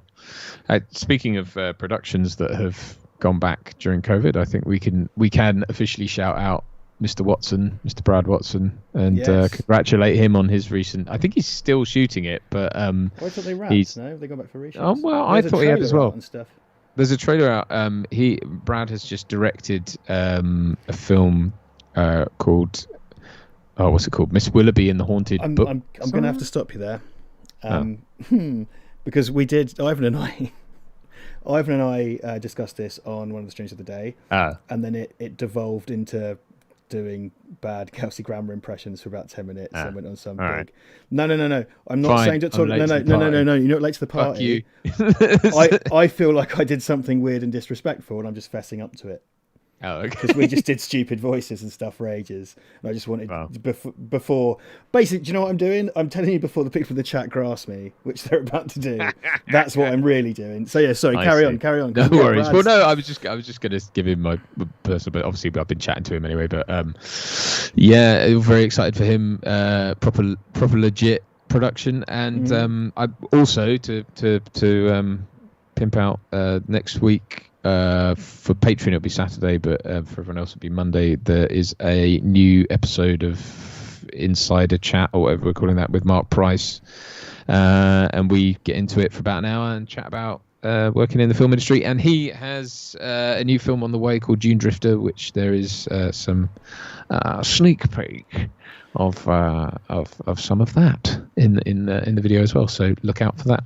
Coming your way. Also, our very own Toby Venables has a film coming to streaming soon, which I'm probably not allowed to talk about or say which platform, but we'll get into it. And Toby is going to give us, he's going to come on and we're going to have an interview with Toby. Toby and Felicity co-wrote it, that's his wife, and hopefully we'll get both of them. So between those three. Bad success except us. Well, no, because we are the reason. I'll have an Erica every year. We're the reason they've had success. We're not. Not even. There's no way in it. I just co-directed something with Toby. Yes. Hopefully I'll be able to share that soon. It's just a sort of 12-minute kind of little mini doc thing that Toby wrote it, and I was DOP and we co-directed, and that will be hopefully watchable. If the guys we've made it for are going to be able to share it publicly, because we're just clearing. We need to clear some footage with certain parties. But yeah, hopefully we'll be able to share that soon. That was a fun project. I sat in this very room and done it all last week. Nice, very cool. No, dude, that's awesome. You're becoming quite the documentarian. Yes. I done a clever. Speaking of which, someone went in. Well, I don't know, because my assumption is that when you've been away, you've slowly kind of come back to work, haven't you? But I don't know what you've been checking, but someone went on the Silence of the Lambs commentary and timestamped all the Hannibal is a cretin stuff, which I'm going to take out into. Oh, really? Okay. I'm going to extract that into a stream highlight because I was that. What was that about again?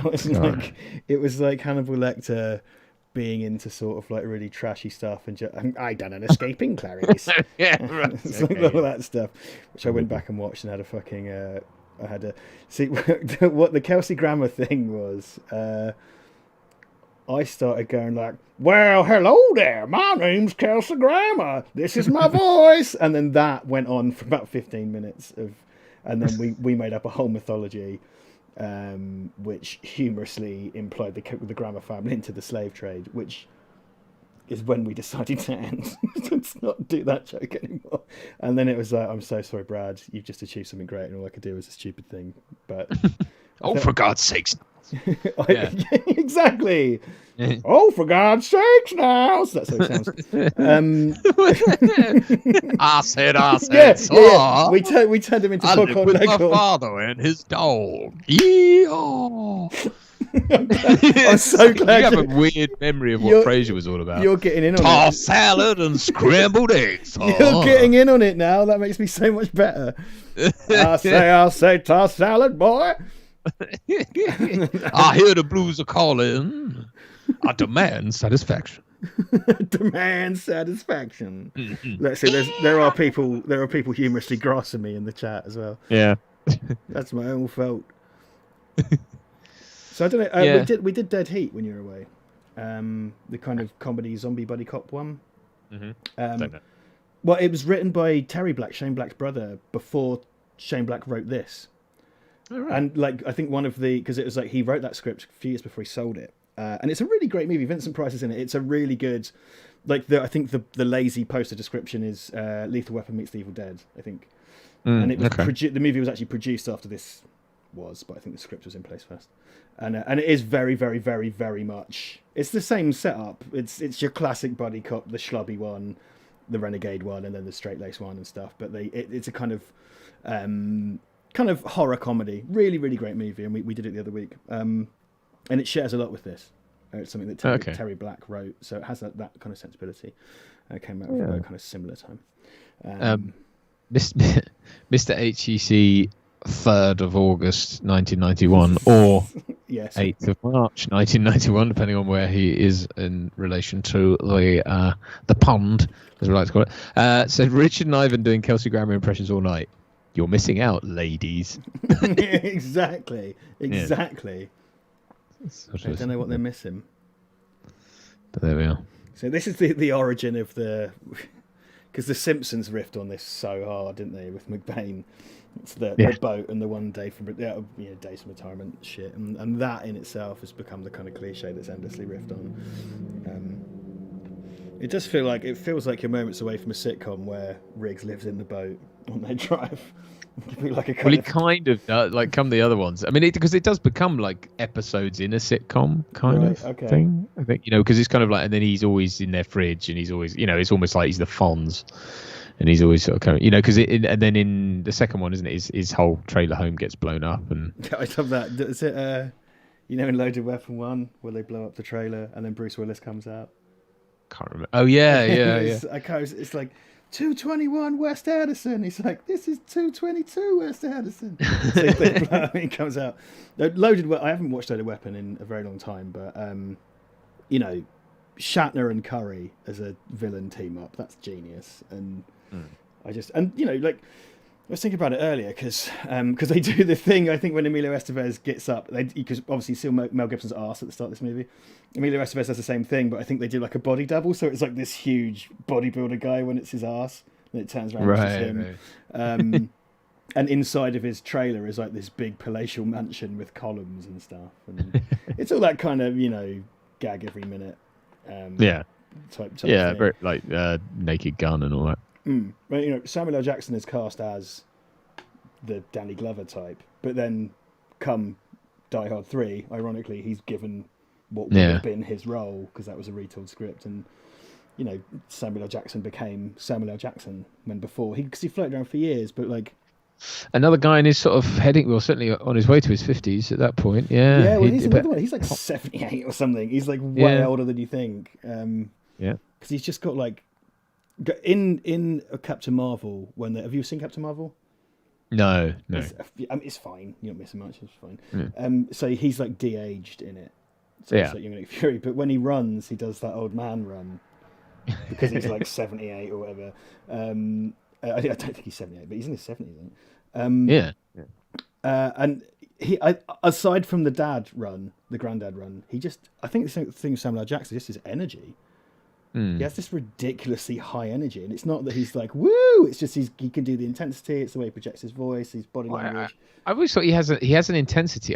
But he has a sort of a physical lethargy, but a spiritual energy. Like he always looks like he's conserving physical energy whenever he's moving around. Like he moves really slow. He leans on things cool. a lot. He leans a lot. But speaking of a film I've sort of rediscovered of his that it sort of falls into the forgotten gem thing, much like Midnight Run although very different film, is 187. Have you seen that? Oh, which one's that? Where he's like a school teacher and I think it starts in New York. No, I've never seen it. I know of it. Yeah, it's a good film. It's on Netflix, I think, at the moment, or Prime, one of the two. Prime, I think.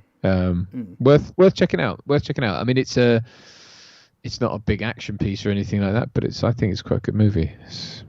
One I remember watching ages ago, and kind of rediscovered it. So there you go.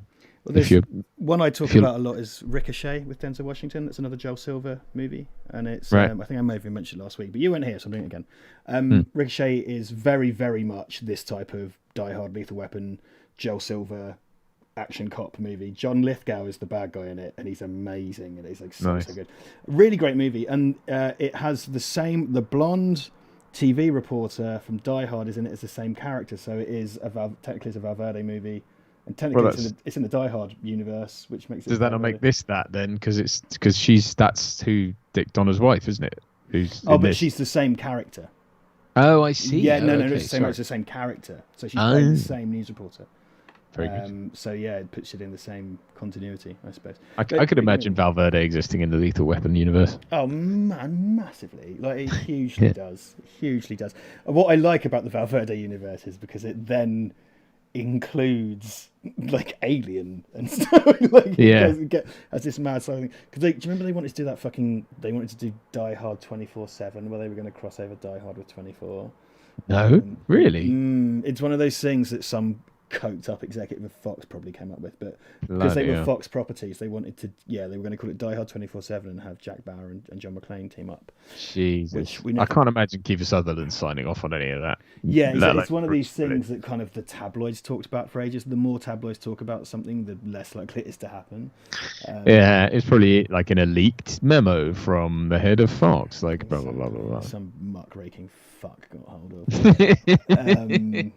But yeah, then it would have put, and again, it's like, because at least like Lethal Weapon and Die Hard are kind of nuts. Like 24 is very serious in its approach. It does go crazy in terms of its spectacle and stuff, but trying to gel, I think Die Hard and 24, I don't know. And why Fox own them both, and they're both about a man who's good at doing things. Exactly. And as well, like then you'd be trying to sort of pair up a counter-terrorist operative with just a cop, effectively. Do you know what I mean? So who would come off? But you know what I mean. You couldn't team them up as like buddy cops because Jack Bauer's not a cop. He's like a counter-terrorist. This is ridiculous. This scene. Oh yeah. It's cool action movie shtick, but it's utter bollocks. Like there's no way. Like you have to be dead shot. You know what I mean? Like there's no way. It is cool though. And as Phil Robb says, this isn't quite as fun as the RoboCop target practice scene. Yeah, I mean. And even that doesn't do a smiley face, and he is supposed to be a magical robot, so you know. Yeah. I say but isn't Riggs was a sniper, wasn't he? That was exactly. He was like a special forces sniper. But then a Beretta. The Beretta. Yeah, exactly. It's not exactly it's not a sharpshooter's tool. It's not the same. We're up to £234 in the Fund for Rachel. Oh wow! Steve Johnson, Sean Danaher. And a few, I think some anonymouses do get shown, some don't. But Jesus Christ, there you go, £234. Thank you very much. Thank you, guys. Thank you. Okay, so I don't know why I did that kind of XL. It's surprisingly hot considering it's been quite cold. Yeah, it's just sat here. I've drunk like 2 litres of orange juice. I'm going to be up and like shitting my guts out. Yeah, I'm going to keep putting I keep putting my fan on and then turning it off when I get too cold. But I'm going to put it on again. I might check mine in a minute. Yes. Oh, you crazy Riggs with the 9mm doing a smiley face. I do see. You know the whole because he looks fucking really cool, doesn't he? There. Yeah, he blinks. Yeah, but everybody. The only person who doesn't is Clint Eastwood. And Robert Patrick, I guess. Oh yeah. Well, even he flinches a bit though. Yeah, a little bit, but like, yeah, he does manage to keep it together pretty well. You know, I went to a firing range in Las Vegas and did a bunch of guns, and I didn't blink. No one was looking, so I definitely did. Like, I 100% definitely did. Was that before or after you watched Back to the Future 4? And yeah. I was staying with my uncle who owned Sega. He used to work for like Universal or. Well, he owns Sega. Right. Even though they're a Japanese company, he owns Sega, and he lives in America, and he had a private cinema at his house, and Macaulay Culkin worked there at the house as a Home Alone, and he took me to see Back to the Future 4. It had dinosaurs in it. Yeah. Look at Rich's outfit in this as well, like 70s. My thing I've touched on a few recent times. Yeah, I love Murtaugh's glasses, his dad glasses. Yeah. I was talking about because Mortis in Dead Heat, Dirty Harry and Mr. Bean virtually all wear the same outfit. And one thing I've noticed before is like Mr. Bean's outfit is very much Dirty Harry's outfit. Yeah. And, Jeff Goldblum Fly. Jeff Goldblum the Fly, same thing, because it's like the different coloured trousers and the tweed jacket. And Murtaugh's kind of close with this because he's got the different colour in the tweed. It was just a look, I suppose. You hear that? He goes, "What are you, a fag?" Yeah. And they've just like basically because not only is there the gun in the mouth scene, but there's essentially the romantic night they spend together on the boat, followed by the morning after when he wakes him up with a cup of coffee and stuff. Yeah. So it's kind of And they definitely like Last Action Hero is 100% when the house blows up. It's the same gag, right? Yeah. Because it is ridiculous because it goes off just as they walk up. But I'm fine with all the ridiculous stuff in this because it's heightened action movie Joel Silver reality, right? So I'm not terribly bothered about the, it's not. I didn't come to Lethal Weapon for realism. No, I mean the characters are real. I think there's a distinct. You can always make that difference. Where it's like I mean Donna's whole thing was verisimilitude, or presumably still is verisimilitude, isn't it? So it's like even though you're dealing with a fantastical situation with something like Superman, it's like the characters are still real. Like the human interaction is still real. Exactly. If you ground your characters well, I mean, because that's there's a piece of music in I think it's in like every Lethal Weapon trailer, and it's like ding ding ding ding ding ding ding ding ding ding ding ding ding ding ding, and they use it. It's definitely in the Hot Fuzz trailer, and I think it's somewhere in Hot Fuzz. And I've been trying to find it, and you can't find it anywhere. It's not on any soundtracks, and it's like YouTube must have this, and I just can't find it. It's really cool, and they use it in a bit in Hot Fuzz and in the Hot Fuzz trailer because Hot Fuzz obviously is riffing on Lethal Weapon and other things.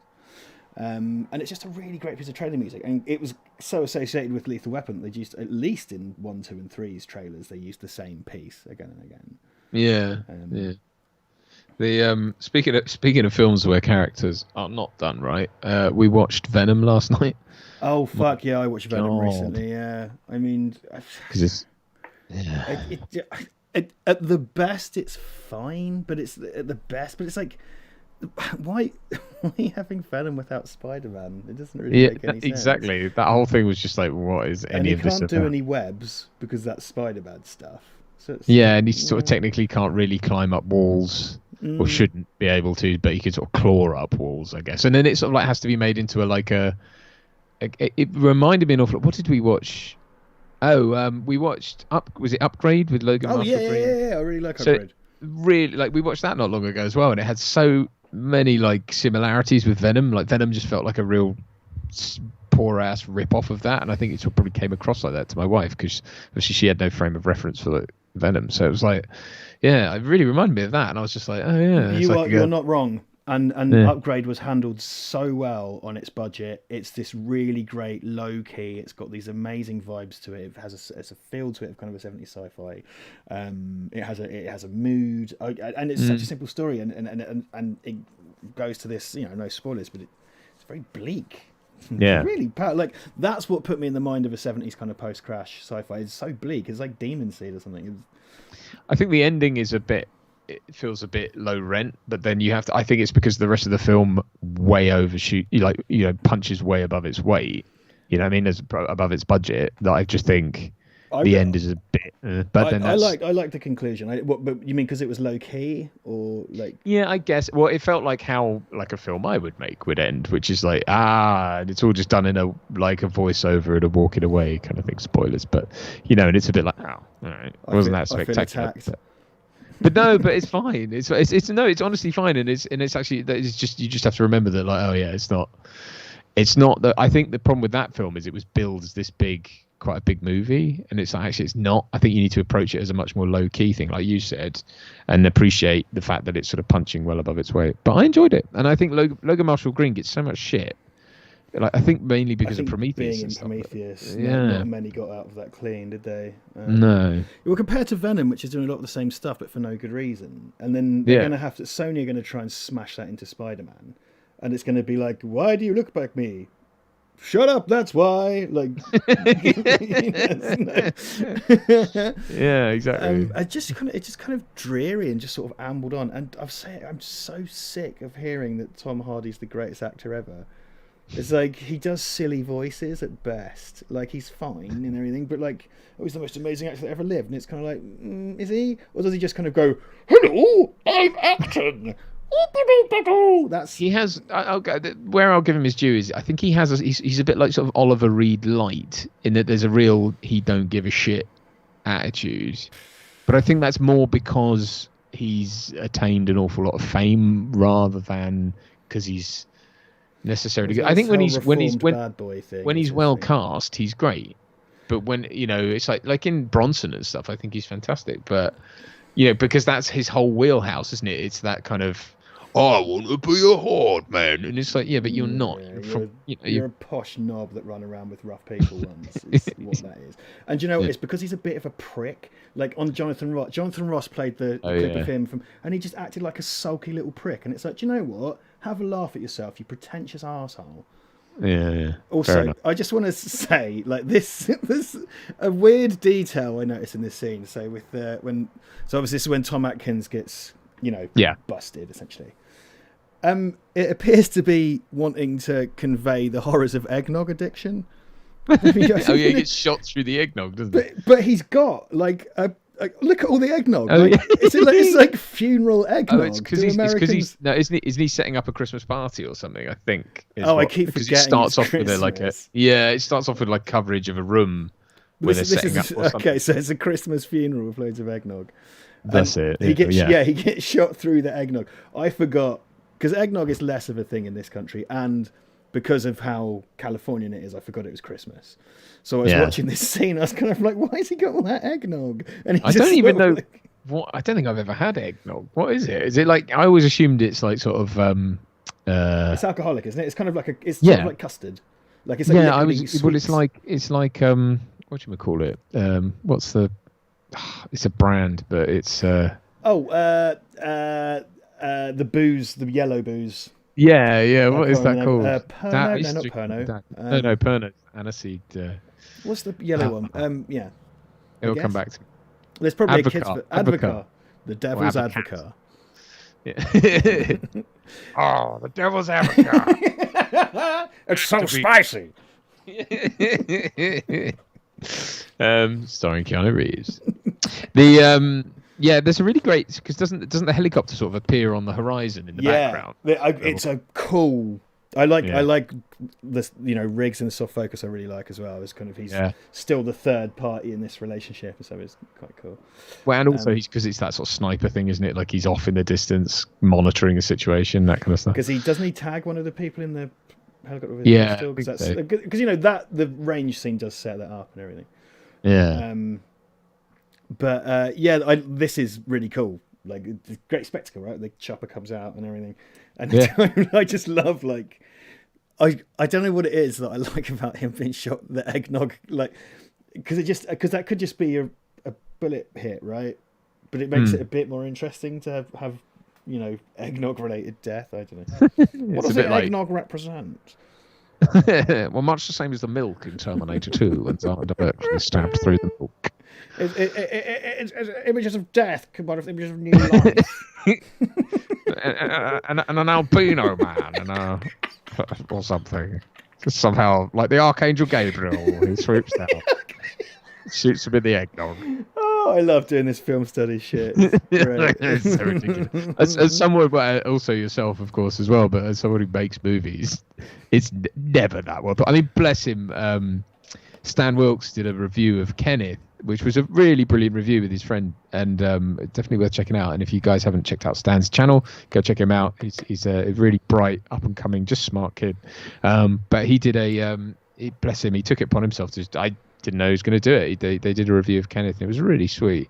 But they pulled stuff out of it that was like, I think was sort of in the back of people's mind, but it's not like, you sort of set these things up necessarily. But I think sometimes they just come naturally. Like if you're trying to tell a story a certain way and and it's based on something or something like that, then I think you're naturally going to set up shots a certain way. I don't think, it's not that ingenious. But I suppose you look at someone like Christopher Nolan or James Cameron or whatever with that kind of, they have that precision.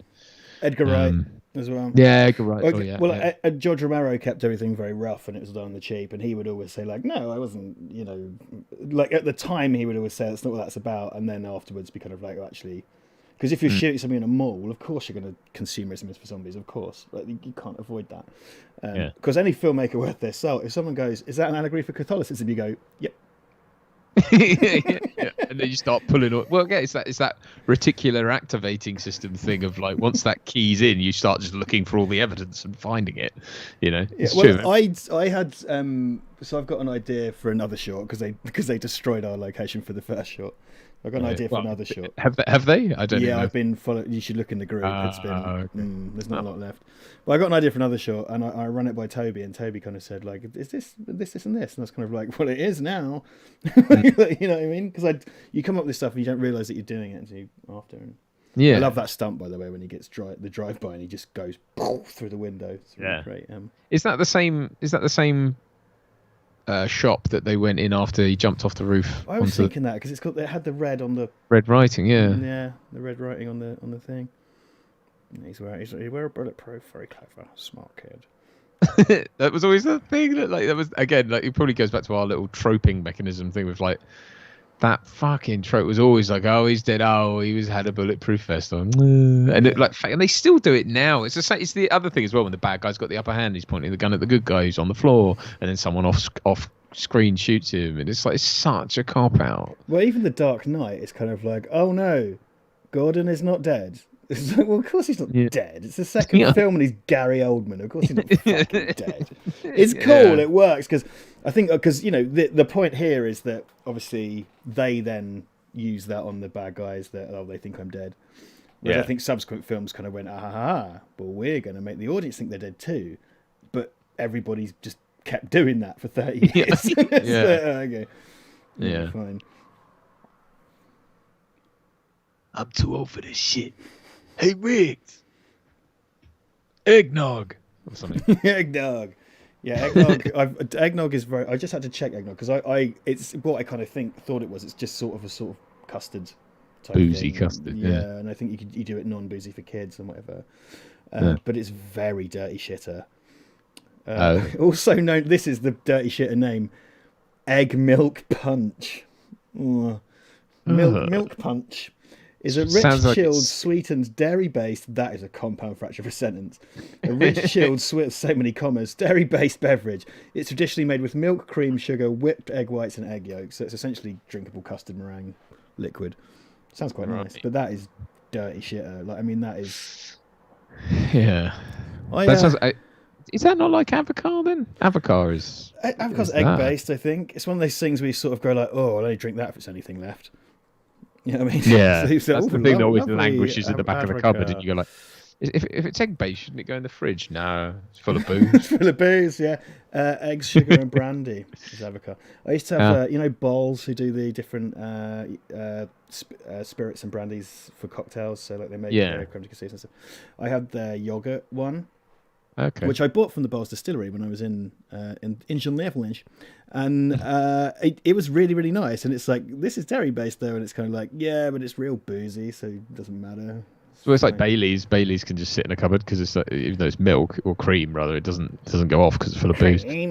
Cream. Is Avocar not then just essentially a bottled Zabaione, which is a Italian thing where you whip over a bain marie, you whip egg yolk, brandy, and sugar together? I don't know about that. You're gonna have to. I'll defer to you on that. It's a Zabaione. I think so. Yeah, maybe it is. Yeah, Zabaione. It would be the name of the thing, and then I guess Avocar just bottled it or something. I don't know. Bastards. I know. I've got my little collection of whiskies in the corner looking at me going, we don't know. or rather, going, we don't know. Yeah, there you go. That's more like it. That's more like aged for 12 years. Yesterday, I just barbecued a ham. Very good. Just felt like it. I also made roast potatoes on the barbecue and turned that into a potato salad. If you don't know, it was raining yesterday. I just felt like, I was just like, I worked really solidly for the last kind of 10 days. I was kind of like, I'm barbecuing a ham. And I accidentally bought one that's too big. And now I've got loads of delicious barbecue ham. Very good. Very good. All I've eaten all day is barbecue ham. Fair enough. How do you barbecue ham? What, from raw? Yeah, man. Oh, it's low and slow. Cook it up for about 90 minutes. Start it off with some, baste it and marinate it. Start it off with some foil. Put it, you have to put a bain marie. So it's a barrel barbecue. Bain marie in with it so it doesn't become too dry. Okay. Cook the first half on the foil and then take it off the foil for the second half when the barbecue's cooled down. So that's I think the word for the day is bain marie. It is bain marie. Bain marie twice. That's the. Oh, I've started using bain maries in my cooking, which I haven't done since my catering days when I used to work in kitchens. I used to then I sort of when I was coupled as well. I used to cook all the time and I knew loads of chefs. But since like being single on and off for a long time, it's just kind of like I can't be fucking. I just want the right amount of protein. That's not too bad. Even when I was single, I used to like work at cooking and doing all that. I miss it now because I don't really have the time. So we've just been ordering those, Cook, which is a company that make like really good, like high quality frozen food. It's all like homemade and fresh and whatever, but just frozen. We've just been buying those in. So it's like, just put it in the oven and make some vegetables. Sleeping half an hour a week, I don't fucking blame you. Yeah. Well, the trouble is as well, like I'm trying to condense all my work into like a much smaller period as well. So it's just like when I get to the end, it's crazy, man. But like I'm getting so much writing work at the moment, which is wonderful. But it's like I'm literally having more people flooding in each. Like I've just seen an email pop in going like, introduction, hi, meet my friend blah. They need some writing, and it's like. Yeah, it's a problem with the freelancer, isn't it? You just got to take it. I just took some more work actually doing some edits, which is good because I'm just off the back of something else. So I'm just rolling into a bit of free time. So it's like, sweet. I'm pimping you out all the time as well. The problem with the sort of bottleneck at the moment is the fact that no one's been able to actually shoot anything. But there are people in the wings. Like once things start up, I've told you, but we're definitely going to do stuff. It's just.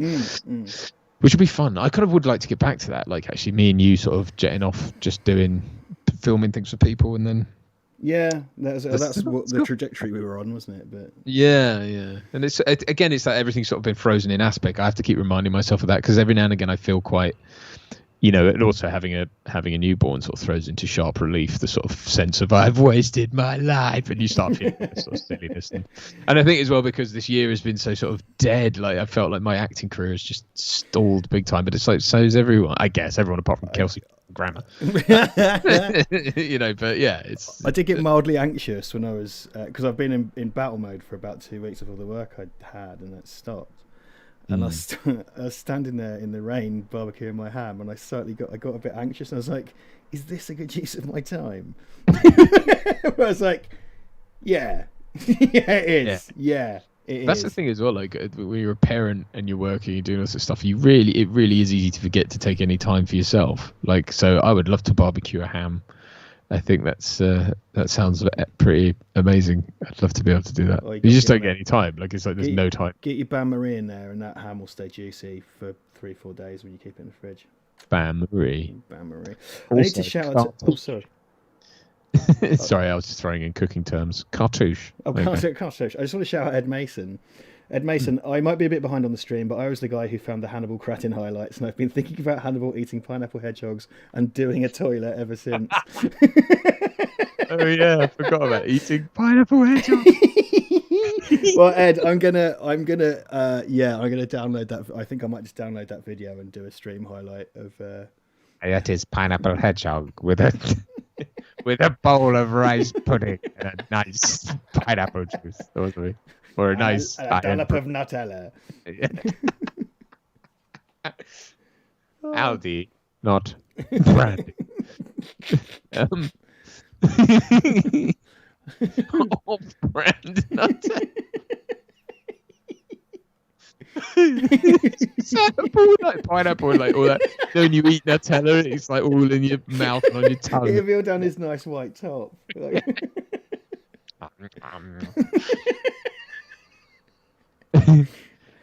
So annoyingly, the payoff of Riggs's faked murder is that it doesn't actually work, because he's like, he sets up as a sniper, and I think he manages to take one of them out, but then he's very quickly just busted. Yeah, it's over. Like, the whole kind of potential they have here is like, he gets a guy.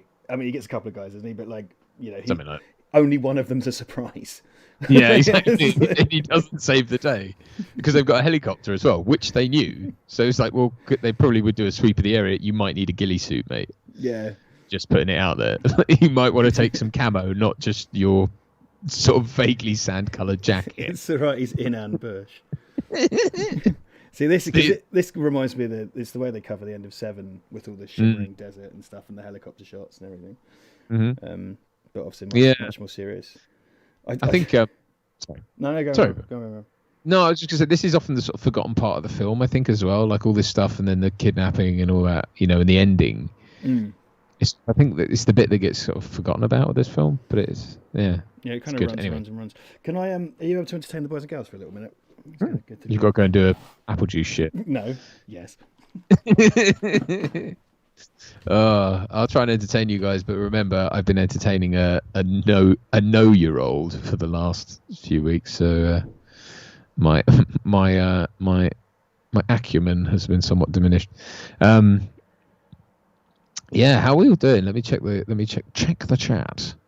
I don't know what Worms T17 says. Sorry, you've been asked this already, but both your lads' views on Lethal Weapon 2, 3, and 4. Yeah, we were kind of saying at the top, but I don't think we went into it too much. But like 2, we both like 2 as well. I think 2 and this kind of get merged quite a lot in people's minds. You know, when you remember things, but.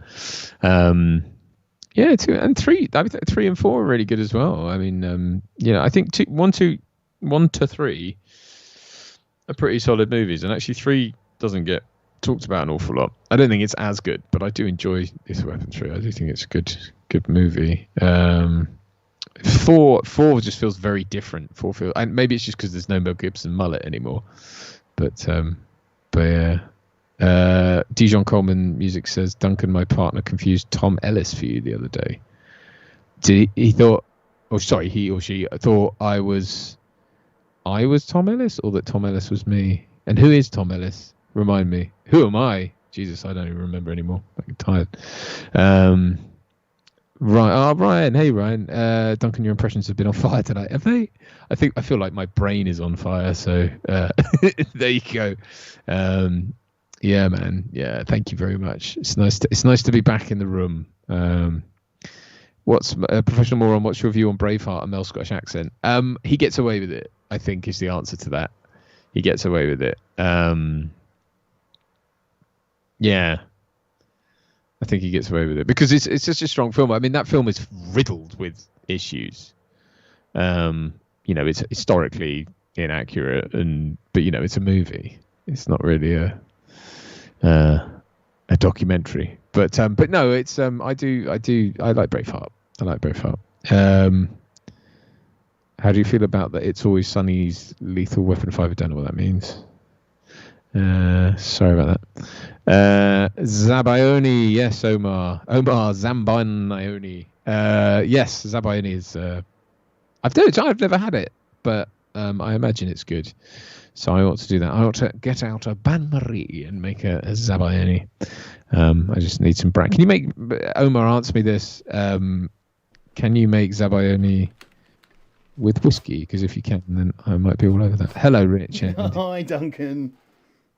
I was just saying I'm probably not much fun or entertaining because I've been my acumen for entertainment has been largely in service of a 0-year-old for the last It's extended to, have you shit yourself? Yes, you have.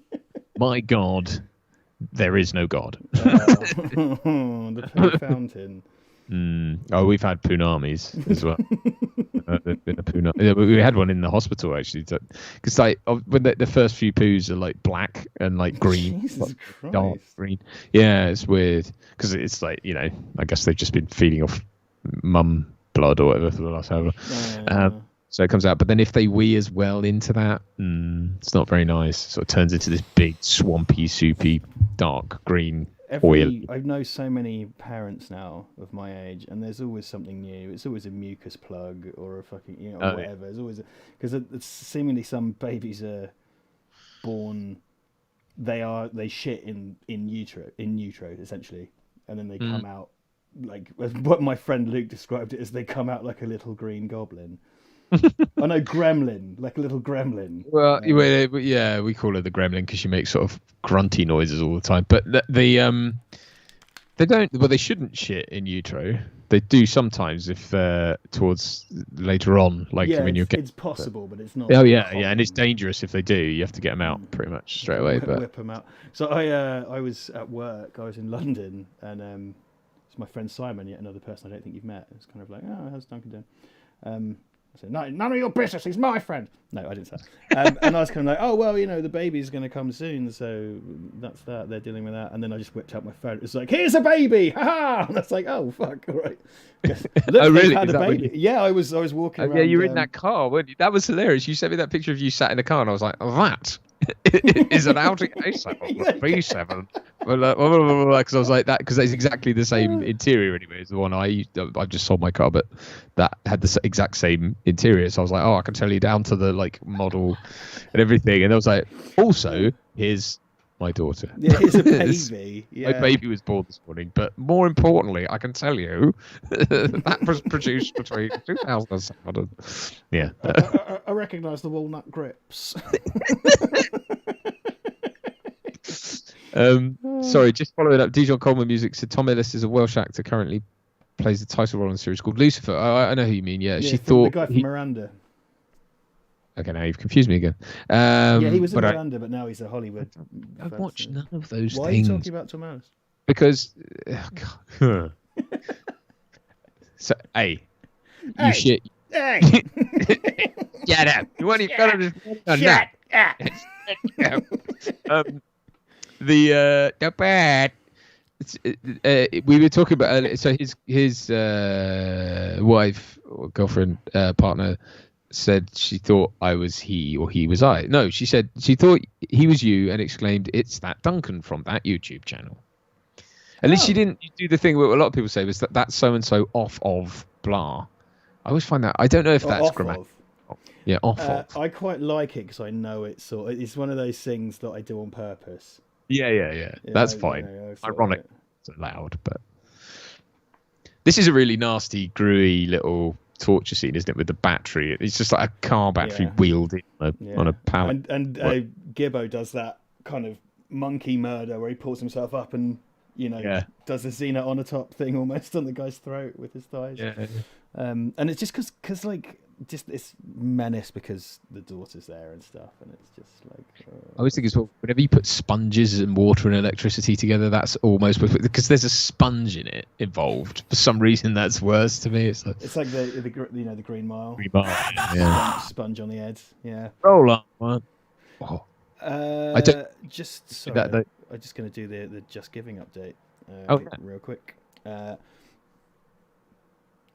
We have now in the pot, in memory of Rachel Dunn, £282. That's crazy good. Amazing. Bob just gave $50. We got Bi-Coloured Prawn, Sean Danaher, Steve Johnson. I don't think it's showing everyone. I think some people are going hardcore anonymous on it, but there you go. Bless you guys. Thank you. Thank you very much. We really appreciate that, and I'm sure Rachel's family appreciate it too. Yeah, it's just shit. It's real shit. Yeah, it's all a bit real when you lose one, isn't it? You know. There you go. Horrible. Yeah. Yeah, this is they're all covered in water. It's not like just Riggs is covered in water. And then you've got like Gary Busey going, because he got a bit of electricity. Yes, yeah, Like, yeah, how that works? I don't think. yeah. You were taking lighters earlier. Come on. Yeah, exactly. But there's also that thing as well, like that again became a real trope of like that kind of the floor is lava kind of attitude of like, oh, if you're standing in water and someone drops electricity on it, everyone in the vicinity gets fried. It's like, Yeah, I love water's that. a terrible conductor of electricity. The only reason why it's used in that context is because if you pour it on like circuit boards or whatever, it'll allow electricity to arc. But it's not. It's a bad. You don't just like if you put. I mean, yeah, all right. If lightning struck a swimming pool, yes, but if you just stuck at the positive terminal of a car battery, it's not going to kill. Just drop a Duracell in a toilet, and it's one of the, it's something that computer games have refused to let go of. As far as computer games are concerned, that's absolutely a goer. Because you would have to rig something up like that on purpose. You would have to make. Yeah. See, my dad, obviously my dad was an electrician, so we were a very electricity cautious household, and my dad is always telling us the science behind it and why you should be careful and stuff. But much like, so I've known lots of chefs in my time because of my professional, my former career, and like quite a lot of chefs, like they have just cuts, scars all over their hands.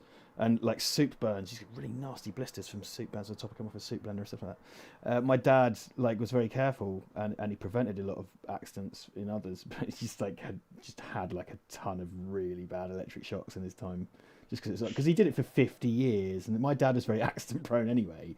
Like my dad once bought a bottle of like fizzy wine from the co-op. He put it on the side behind him, and it just blew up. It's just like, and my dad would do stupid shit all the time, and my dad would get like what my dad would do, he'd cut himself doing some kind of DIY because my dad, had all bandsaws and that in the shed, and he would get a wad of kitchen towel and then some gaffer tape and just walk around with that on him. My mum would be like, "Do you want to put a plaster on that?" He'd go, "No, it's fine." But he's just constant electric shocks. My dad always fucking massive electric shocks just through work. It just sort of happened. Yeah, my dad's the same. He was always like, I'm always forever when I see him. He's got like cuts on his hands or whatever because he's, and he just finds it annoying because he has to wait for it to stop. Otherwise, blood will go everywhere. It's like, God. We used to my dad was in A&E like once a year with some dumb shit he'd done. Like, and that doesn't count the ones that he was just kind of like, "Oh, it's fine. I've put a bit of old tissue on it and some gaffer tape." Yeah, it's just all right. If you're happy, I'm happy. Mark Price has just texted me. Man. That's what's he saying? I'll do it in his voice. Breaking news. No. Yes, carry on. Robert Pattinson has COVID, so they've shut down production on the Batman. This may not be breaking, but the live stream. Oh, okay. There you go. Mark knows. Mark. This just in. Mark Price gave Robert Pattinson COVID-19 probably. Yeah. Oh, that's music. My friend at school was struck by lightning. It caused his shoes to melt to his feet. So, yeah, guy of mine.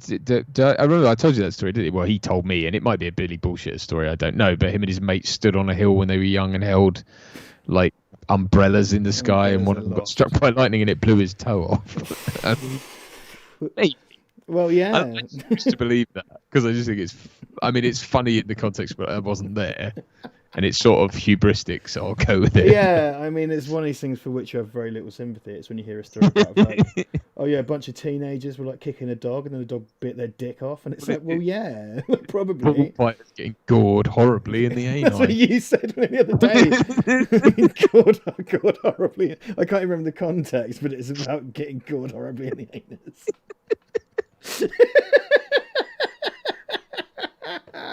Oh, going and dry. Horribly as well. Like that's the. Wait, hold on. Ian McGar says someone in Dublin got hit by lightning and it split them in half. That's true. Google it. I'm choosing to believe that's the reverse of Station in Bill and Ted's Bogus Journey, and ended up with two half-size versions of the original man. That's the only version that I believe. Yeah. Yeah. God. Oh my god. Anyway, Lethal Weapon. This is great. This LA lends itself so well to this, and it's all the kind of particularly the rain-soaked streets of LA.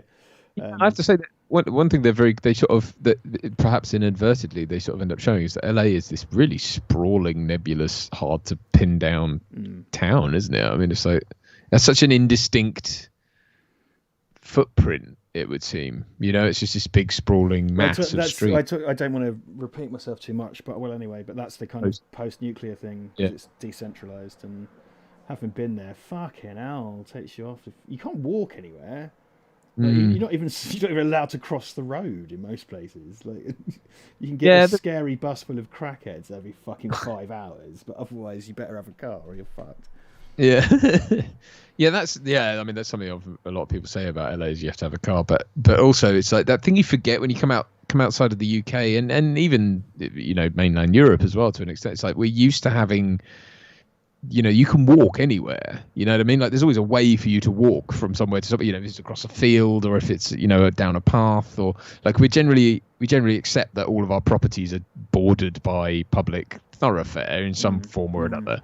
Whereas like in places like that, and it's certainly true in the Bahamas as well. It's like your property just ends at the road. There's no path. There's no provision for you to like leave and go. It's just like all of our friends. You can't take the dog for a walk out your back door because you're just walking straight into a main road. Jaywalking laws as well. So you cross at the crossing or you're breaking the law. Which didn't stop me. I'm a renegade. I'm lucky to be alive, but also a renegade. But yeah, it's illegal in a lot of places to just fucking hop across the road. I mean, I've like cycled to London a bunch of times. You know what I mean? It's fucking. It's a weird sort of like for all of our supposed nanny state stuff, it's like we don't seem to give a shit about people crossing the road at all. No, you won't be able to get anywhere in this fucking country if you can cross the road. But then the roads aren't fucking 8 lanes wide or whatever. Like the place I stayed was just this huge, daunting road, like right there. And it's like cross this or just stay in the hotel forever till someone picks you up in a car. A mate at my school put a bullet in a vice and hit it with a hammer, says David Bobson. These are all the classic dipshit kid stuff coming out now. Billy bullshitters. Yeah. Duncan says, I'm not sure. Can you see what Omar said? Because I'm going to mispronounce it. Duncan, my mum said, why not try Zabayoni with whiskey? Yeah. I asked him earlier if you could make Zabayoni with whiskey because then I could probably try and make it. I don't have any brandy, but I feel I ought to be authentic, so maybe I'll go and get some brandy. I'm going to be such a piss. Thing is, you can't be a piss when you've got a little newborn because it's like whatever happens, you're still going to have to get up at 2 a.m. and feed it, and it's going to scream in your face. So, do you really want to do that? I think it's going to be wonders for your liver. Basically, that's the thing, isn't it? It's going to be. I've been drinking. I've actually got a lot of drink around. I've been buying it and then not really drinking it. And so it's just for show. I've got like display booze. Yeah. Well, because I've got what I lovingly refer to as Gentleman's Corner on my desk, which is basically Scotch whiskey, nice Scotch whiskey, and aftershaves. That's it. Gentleman's Corner. I would use it. I would put my watches there, but I haven't. I don't really have any at the moment. I've freaking sold loads of my watches, and one of them's being serviced. So I feel naked. Duncan doesn't like that I don't have a watch. You want to ask him the time? He says it's time to get a watch, and I finally got a watch, but I'm not wearing it. Did you get a Fitbit or something? I got a Fitbit, which has been really good because I've been putting all my shit in it and whatnot. And also it tells me I'm looking at my sleep because I do not sleep well, and I'm able to look at my sleep kind of metrics, which is pretty good. How much deep sleep I'm getting and stuff, which is nice. A wife one, and because for years I've wanted to buy her a nice watch, but I'm just like, what's the point? She's not going to wear it. Because it's like it doesn't tell her that she slept well or that she's done 10,000 steps or whatever, so it's like, and she'll just get annoyed with it and then not wear it, and then it'll stop working, it'll run out, it'll wind down, and then she'll have to keep resetting it. And fair.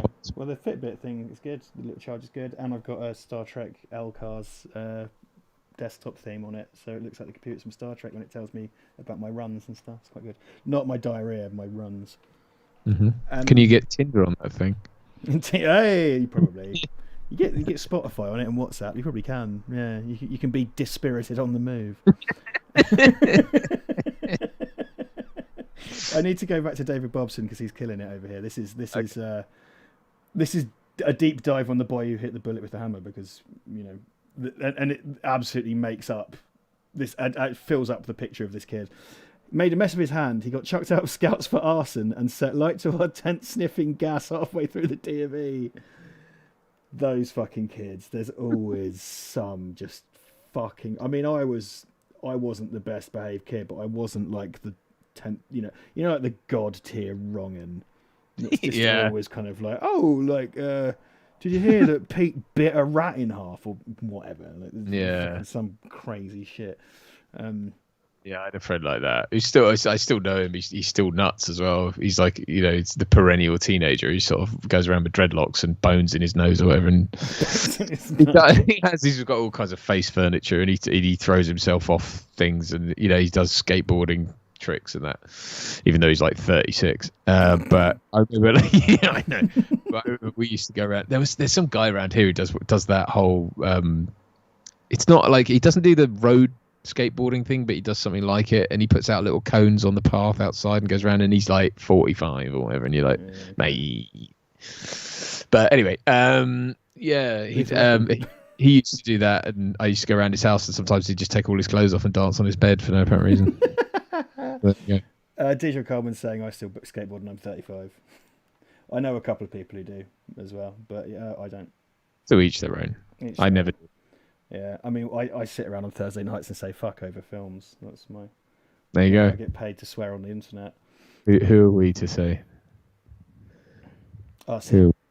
Yeah, I am Snorlax. My dad is 84. He and his friends used to play with unexploded ammunition from World War II they found in the street. I've heard that a few times.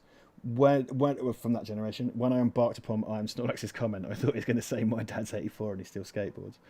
Oh, actually, speaking of dads and ages, my dad's, I've sorry, Dad, but I've disclosed your age on here before, so I'm just going to say again, he's 76, and he just bought himself an Xbox One.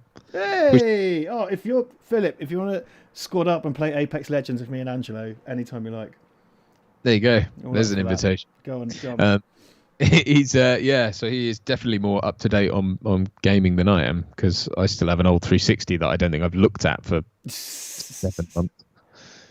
And that's the God's honest truth. I don't think I've played it or done anything with it this year. The last game I bought would have been like GTA 5. Well, lucky for you, that's the game that they keep re-releasing for every console. So that's true. It's even being re-released for the next one. Anyway, going back to Lethal Weapon. Yes, sorry. No one seems to mind that much.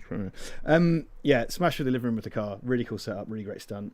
Also, that room, they've been in there before, and it's got that kind of red for danger motif when they're in earlier and before he comes in. Yeah. But I love that it's a nightstick as well, wedged into the accelerator, which is kind of cool. Yeah. And Boosie's giving cool Boosie. Yeah. Yeah, man. No, he's a, I suppose if you sort of remember this as like, oh yeah, it's obvious to cast Gary Busey in a role like that, but actually it probably wasn't at the time. Yeah, all this stuff suddenly gets very rainy and very kind of music video-y quite quickly. This has loads of really kind of jumpy close-ups that were a bit confusing, but I'm sure they would argue that was the point. But it's a bit like, no, I think this could be covered better. But I'm not Richard Donner, so what do I know? I think it just could be. It could be covered better, says some cunt in his bedroom. They're like 30 years on, 33 years on. Bankrupted loser says that it's going to be covered better.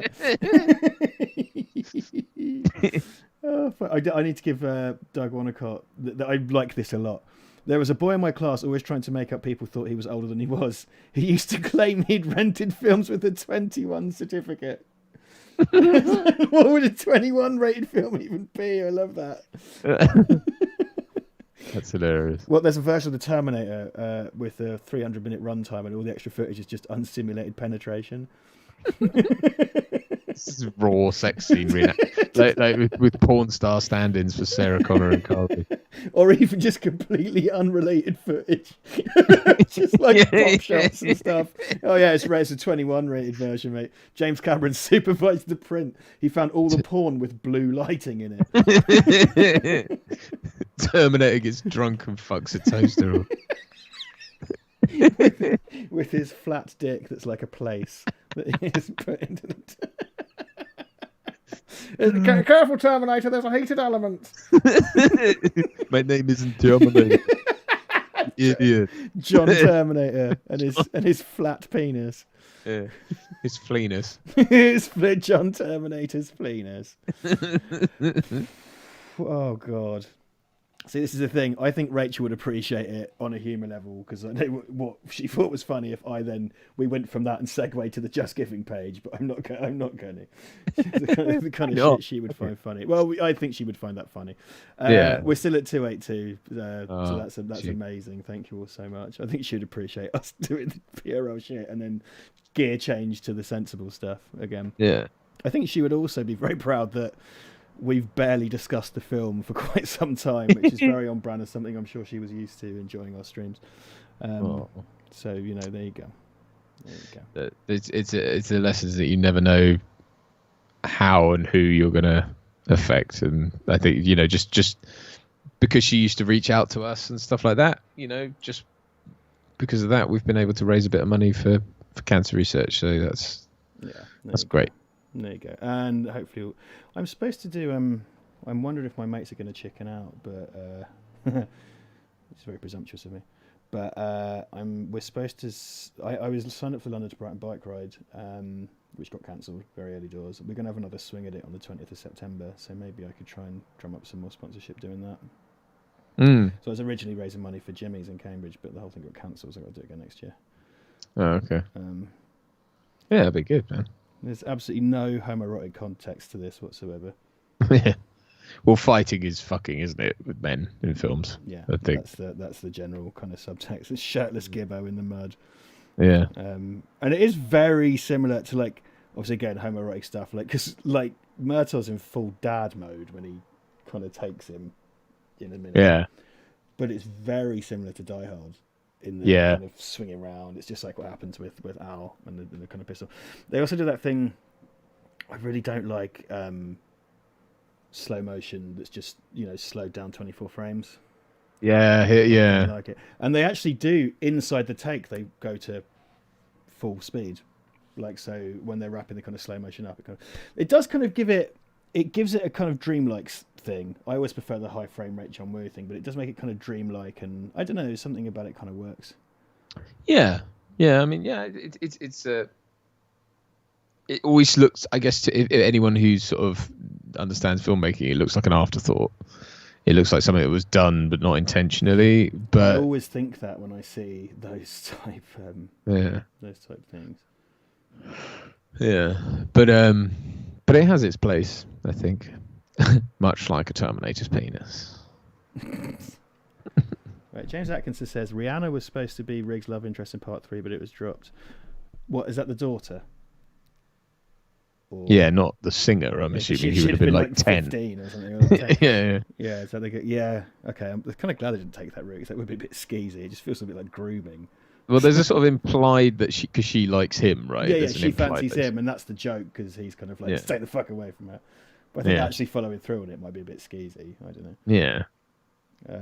Dijon Coleman says, let's do Movember to raise money, mainly because I look like Bennett from Commando when I have a moustache. I've often wanted to do Movember, and then like an acting gig's come along, and I've not been able to have a moustache. So I don't want to shave my beard off because I don't have a chin. I'm not doing that. There's no way. I grew it in like 6 years ago, and I've never shaved it off since. Fuck off. I'd rather just give my month's salary to cancer research than do Movember. Fair enough. Yeah. I'll make money another way. I don't know. Or shave off the moustache and have a weird chin strap for a month. Go Abe Lincoln. Do the reverse Movember. Yeah, you could do that. Yeah. Go full Amish. I still look weird, but I'd look less weird. I was going to say Wolverine, but that doesn't help you. No, not really. Afraid not. Oh yeah, I'm Sorry makes a good point. If you do Movember this year, you're going to be wearing a mask in public for most of the time anyway. That's a good point. Very good point. Who's to say I could draw a mustache on mask? I love the fucked house. The running joke about his wife's food being shit as well. It's always his house and his car get trashed in every film, don't they? Yeah. Because in the second one, he's having renovations done and it gets just mashed up and destroyed. Riggs is finally wearing a suit. I'll tell you a little secret. I love you. Oh. and then unsimulated penetration in the 21 version. When I put my gun in your mouth, that wasn't my gun. It's like, really? You've reached up with your penis? Yeah. Be great if. What about all that clicking and? I want Richard Donner to come past on a little tricycle in soft focus in the background, going, "It's a metaphor." I think more directors should have the balls to do that. Yeah, I can see Werner Herzog doing it. I mean, it's basically what Zack Snyder does. Yeah. Have you ever tried to listen to Zack Snyder's explanation for things? It's so hard to keep track of what the hell he's talking about. I've watched some stuff, yeah. It's a sort of... I watched a thing about Watchmen. He kind of goes like, so what we're trying to say is like, who watches the watchers? And it's like, oh, if only there was a pre-existing apt metaphor from which the work you're describing was derived. Yeah. Like, dude, like, really? Come on. Yeah. So, no, I've tried not to, if I'm honest. Do go on, sorry. No, I was just... It's the kind of corporate... I guess borderline Trumpian thing of like, you're throwing a lot at me. I don't think you really know what you're saying, but you're just throwing words in, right? To kind of, bullshit baffles brains type dealio. It's a gish galloping, isn't it? You just kind of talk and talk and talk and hope that people get bored and don't realise that you don't know what you're talking about. Yeah, reminds me of someone, and I'm not who you think, who you think. But also who you think. Well, probably who you think, but not who everyone else thinks. Not Mr. Black, but Mr. White. Mr. I don't even know what that means. I have no. I don't. Well, there you go. There's Lethal Weapon, the most lethal of weapons. We started earlier today, so we're going to end earlier. So we'll end at 10. But we'll now open the floor to questions. I wasn't even watching Lethal Weapon. Hey, I paid good money for this, but I bought it, so I'm going to because I always wanted it. Angelo, God bless him, he did very sweetly said to me, just like, look, I'm getting rid of a load of Blu-rays. Do you want any of these? And so I was like, thank you. So he sent them to me, but in the spirit of not disturbing my young family, excuse me, I thought I should watch it up here, so I had to buy a digital copy. Sorry. I did. I spent £3.99, but it's worth having. It's worth having this film. I'm glad I've got it. I rented it. I mean, I'm but it's an extra like 50p just to own it. So I was like, fuck it. Might as well have it. Yeah. Might as well have it. It's worth having. Yeah, I sort of want to watch because I've seen Lethal Weapon 2. I've never seen 3 or 4. And it's been a long time since I watched any of them, and so I rewatched this morning. But it has left me wanting more. 3's good, man. 3's worth checking out. I think it feels very much in the vein of these. It's slightly neutered in terms of the violence, but it's still pretty good. It's like it feels very much. But the first 3 do feel like a proper trilogy, whereas I think the 4th one does seem to take a bit of a weird turn. In my own weird way, I even remember when 4 came out and just going like, why's Riggs got short hair? Yeah, it's sort of like. I mean, Rambo Last Blood was definitely really shit on its own terms. I can't take that away from Rambo Last Blood. But also, like, why has he got short hair? It's not Rambo. I know, it just looks... Well, yeah, all of a sudden, it just looks like Stallone in anything. Yeah, that's Stallone in all things right now. Riggs should have a giant mullet. Yeah. And you know what I mean? Yeah, whereas it's just that one. It's just... And also, I think it's also the dialogue and everything just feels very generic. It's like, she's dead. I'm angry now. Like I'm gonna kill, and then some sort of silly platitude about killing. Like killing is as easy as breathing when your dick is and on fire because you've got fire ants in your dick or whatever. It's just like, what are you talking about? Which is like war or something. Yeah, I guess. I know there's this real like thing that runs through all the Rambo films. Like, I only think the first one has any right to talk about the effects of war on the human psyche. The rest of them are all just silly, violent nonsense. And it's like you were trying to make these. Luckily, that's why Rambo 4 is so brilliant, because it's completely in the other direction. Like, because like Rambo, the first Rambo. That's got something to say, hasn't it? And I think it has something to say, and it's quite low key in that it's not about carnage and death. It's about PTSD really. And then the 4th one is absolutely about carnage and death. I think I've probably talked about this before on the stream, but I remember laughing in the cinema. It's like when they get all the mercenaries together to go down the river, there's the English guy, the big bald guy and stuff, together, and they just sit and swap platitudes, and it's like, many a mickle makes a muckle. Yeah, but too many chicks spoil the broth. Rolling Stone's worth 2 in a hand. And they just sit and ping pong these stupid platitudes to each other. It's like, can we get back to the killing, please? I know, because I know that First Blood is obviously set against the backdrop of a real war, and it's set in the real world, and the characters feel real. But what is weird about when you get to the fourth one, it feels jarring to sort of be watching what are now, it's especially with Rambo, but even with all of the rest of them, these sort of comic book characters, because that's how they're written, juxtaposed against the horrors of a real war situation. You know what I mean? Like, 'cause there's real war footage at the start and everything, and it's like, we got this kind of so insanely tasteless. If Rambo went Saving Private Ryan, that's what it would look like. And then it's like, but then none of the others are like that. And it's like, did you think that Rambo 3 or 2 had the same sort of, was in that vein? I would accuse him of having never seen Rambo, except he's in all of them. There's no version of that, because sometimes it's a shit sequel or whatever, and you kind of go, oh, you haven't seen, like, the RoboCop remake, you haven't seen RoboCop, and it's like, but you're Sylvester Stallone, you were there. But in fairness, I don't really generally watch my own stuff either, but I don't think that's good enough, not if you're writing. No, I don't. That's okay. like, I get it for you position, but if you'd written and directed a series, you're kind of like, I don't watch them. Kenneth 5 set against the backdrop of the Kenneth 5 set in the Rwandan genocide or something. Yeah. So really tasteless. Like that's what I can't quite put my finger on what is so brilliant about Rambo 4, but part of it is the horribly tasteless insensitivity it feels. Boomers are like, make up a country. Well, you can't in Rambo, I suppose. But you know, like when it's made up countries, it's one thing. But when it's like a real thing, it's like, did you watch the news and go, you know, I think to really bring to light the horrors of the war in Burma, Rambo needs to tear a person's throat out with his hand. Well, yeah, and also it's sort of in keeping with the kind of, I think it's that sort of, what would you call it? It's that kind of like ignorance, or that like sort of like tone deafness of, like, even the third one, like it was all like, oh, we're in Afghanistan with like, our buddies or whatever, the Taliban, the brave men and women of the Mujahideen. Yeah, exactly. Much like Living Daylights, but obviously Daylights had the excuse of doing it like a decade earlier or whatever. You know, it's just. Have you ever watched? Do you remember that show? I think it was called Ultimate Warrior, where they would go like, oh, so this is William Wallace versus Genghis Khan. Did you ever watch that? Not the animated thing. No. It was like a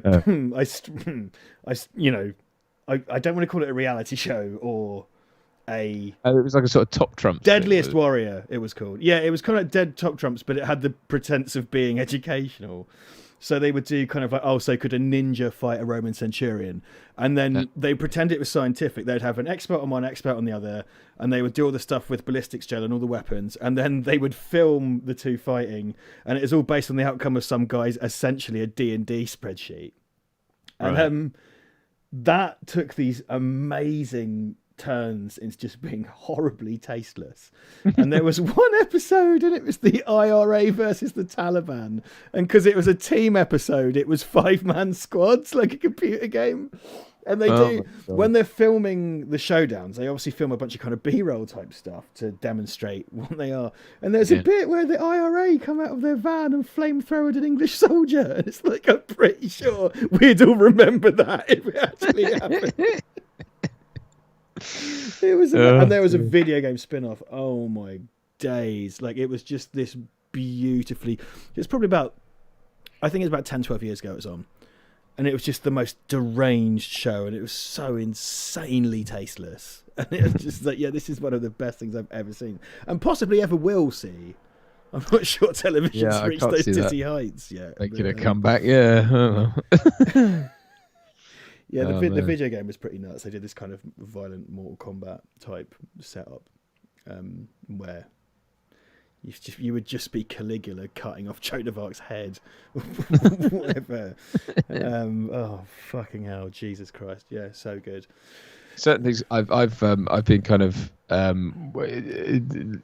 not in the last few days, but the sort of routine that we'd established at one point was that I would try and go to bed at like 6 or 7 in the evening and get up at 2:30 to sort of take over the night shift, which, as you can imagine, was hard work. But one thing I would do sometimes is just put a movie on. And I put on a bunch of like sort of 90s stuff. But one of the things I watched was Kenneth Branagh's Mary Shelley's Frankenstein. Oh yeah, because I remember watching a lot when I was younger, because we studied Frankenstein at A level and at uni and stuff, and it was, I'd watched it a lot during that, and I realised just how completely overwrought and dramatic it is, like as a film. It was really weird sort of coming back and watching that, and it's like Robert De Niro as the monster and everything. I and always preferred that to Bram Stoker's Francis Ford Coppola's Bram Stoker's Dracula as a kid. I think I did as well. I think they're both on Prime or Netflix. It's sort of in hindsight, because I never really sat all the way through Dracula. I've always watched it in fits and starts, and I can never really piece it together in my head as to kind of its sequence. But yeah, I mean, I'm happy to Highlander it on Bram Stoker's Dracula as that shit, because I never got it. I never got it. It's just not a good film. It's very ethereal. It's very sort of like impressionist, or what would you call it, like absurdist? It's kind of expressionist. It's like a modern expressionist thing. I think it's kind of looking back at things such as Nosferatu and whatnot. But I just found it boring, and I always have. And it's one of these things that when it came out, everyone in school loved it and stuff, and I was just kind of like, but then I always had that kind of brain that preferred the science fiction-y stuff over the fantasy stuff. So when Frankenstein came out, I was like, oh, I prefer this. Yeah, I mean, I do think Frankenstein is good, but it still suffers from that. A thing that I'm sort of noticing about 90s movies is just how overly emotionally wrought they were. Like, it's so OTT, and like the bit where when he creates the monster, that sort of scene where he's pulling all, like, and it's all kind of, and I think we're supposed to take it very seriously. Like, this is the serious interpretation of it, not the whole, but then he even says when it, like, he goes, it's alive, and he has to sell that line, which has been parodied to death over the years. And it's like, in the James Whale version, it's such high camp anyway that it parodies itself. So any version of that, it's alive, and it just makes me think of weird science. But yeah, they were very much trying to go, this isn't the green-skinned flat top head Frankenstein. This is the Mary Shelley one. And the monster looks cool as well. I really like the look of them. Yeah, no, the De Niro monster looks good, although it's De Niro, which I just think as well, like, I mean, I suppose in one sense it's good that he's got a distinctive face, because obviously he's the murderer guy who's then turned into, his head is turned into the monster.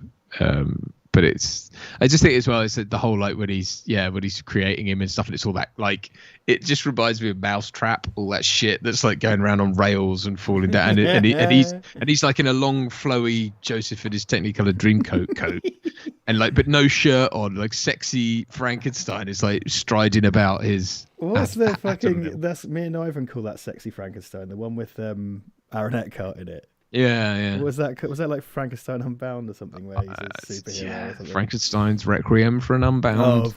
Joy. Someone just mentioned Van Helsing in the chat, which So the thing is, like, Van Helsing, that it's like a kind of Monster Squad, Universal Monsters thing, and that was Stephen Sommers who'd done The Mummy. And I'm kind of like, I always wanted that to be good, but I was working in a cinema when it came out, and like watching the trailers and stuff, I was like, this definitely isn't good. And then watched it and went like, oh man, but at least I can laugh at how shit it is, but this definitely is not good at all. I seem to remember watching that and Daredevil around about the same time. I think they both came out at the same time. Me, what a time to be alive. Jesus, I know.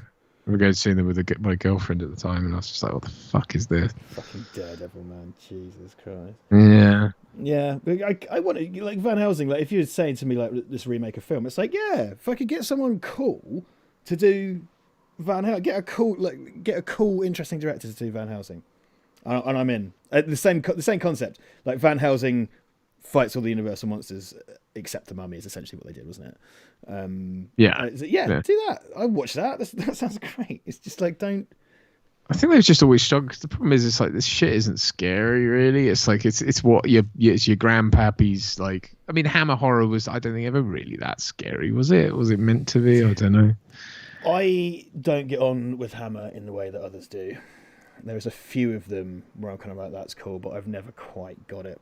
I don't know if it's just being spoiled by American horror films, which are all about kind of immediacy and gore, and having missed out on those at the time because they're very slow and they're very atmospheric. And I think it's to my detriment, by the way. I think I'm the one that's wrong. Yeah, I'm not saying there's anything wrong with finding. I mean, that's good. That's a good thing. I just don't.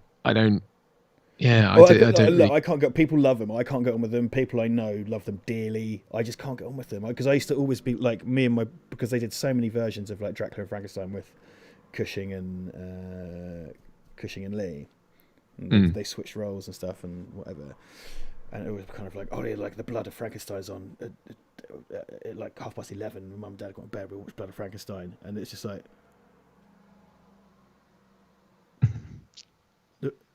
This feels like it's 8 hours long.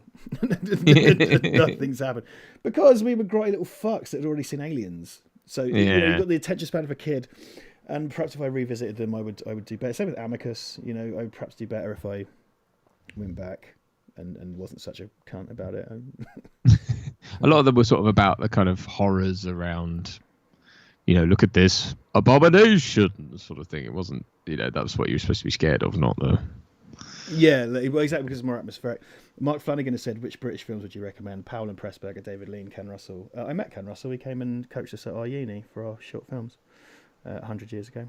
Powell and Pressburger, I really love the Archers movies. Like someone's mentioned Peeping Tom, Matter of Life and Death. The Life of Colonel Blimp, I really love. Red Shoes as well, I really, really enjoy. I think those kind of classic. There's a great classic kind of British movement there. David Lean, I was never so into. Powell and Pressburger. Because Scorsese loves the Archers movies. I think he was friends with Michael Powell. Not the Archer. To be fair, or a mixed bag. Jeffrey Archer. So I would absolutely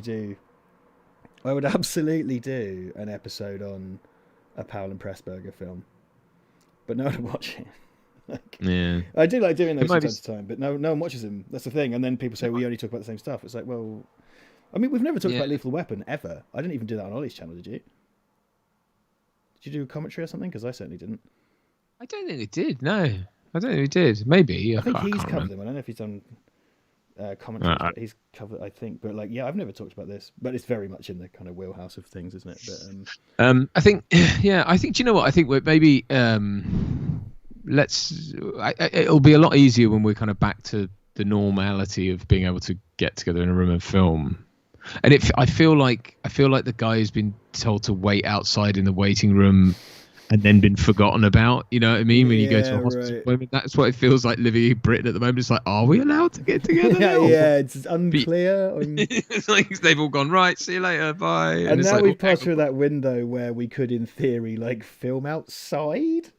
Yeah, I guess. Apart. I don't know. I view seeing you a bit like seeing my parents because. There's a baby in the picture, and my dad and mum are ill, so it's like I can't, So I feel a little bit like, is it all right? Is it all right? Because I've got nothing to lose. It's just the people I could kill. You know what I mean? That's. Yeah, I mean, I guess I don't know. It seems so much more chill now, man. I don't know. Things have chilled out a lot, but it doesn't necessarily mean that things are all right. I mean, we're all behaving differently, which I think helps. But kids are going back to school, so I don't know. Anyway, well, supposedly, but yeah, I think when we can get back to doing that, I think being able to cover things, more obscure things, I think we ought to work out a way to do it. Because I think we could do it if we just found an angle to talk about them that way. I suppose it's about translating it and kind of giving people a key, I think, sometimes. I talked about that, about my experience with Blade Runner. Again, having found that film thoroughly dull and boring for the last how long and not really getting it and thinking it was pretentious and dull. And I know what you're going to say. It is, but and it is to a point. But I think I got it when I listened to a podcast and they really broke it down and spoke about it and had such sort of a passion for it. And that was a podcast where I think some people liked it, some people didn't like it, but the people who were really into it were able to explain it to me in such a way, and I was like, huh. And I went back and watched it again, and I really enjoyed it. And I was like, actually, I think I get this now. Not in a like, I don't think it's the best thing ever, but I just meant like, oh, okay, now I can. My issue was the opposite problem in that I only ever had people telling me how, you know what I mean? Like I felt like I went straight from, because I went straight into film studies when I was like 17 or 18. And then it's just constant, like, it's amazing, and every other class is about Blade Runner, which kind of spoiled it for me. Because it is wonderful, it's a great movie, but like, you just get sick to death of it in a, you know, whatever. I don't know what the equivalent is in the academic study of other subjects where there's a thing that you're just sick of, but Blade Runner is it for film studies. Yeah. And it's not, I don't hate it or anything. It's just all I've ever had is how amazing it is, and it's like, okay, give it a fucking rest. It's something that I kind of because obviously. Well, I did literature and politics, so I guess other people's opinions. Well, what about like like Shakespeare or something? The one that's always there. I mean, it's something that I sort of I've been working kind of hand in hand with Toby over the last couple of weeks on this thing, and it's something that I kind of humorously and sheepishly bring up because obviously he really likes Blade Runner. I was kind of like, you were the architect of my misery, you know, or at least contributed. You were there, you know. Yeah. Yeah, I mean, it's but I suppose what I mean is if we can find a way to kind of, it doesn't even have to be from the point of view that we really like a thing and we're trying to convince people to like it. I think it's more just a case of let's find a way to kind of make things like that more palatable. I don't know if people will click on it, but I am, you know, we've discussed this kind of off air, but I am revamping a lot of what we do and trying to kind of bring it more in line with, you know, I think we obviously love our audience and we love our channel, and it's you guys are all amazing, and we get such a great level of interaction from you lot, I think, relative to our size of audience. And I think but I'm keen to kind of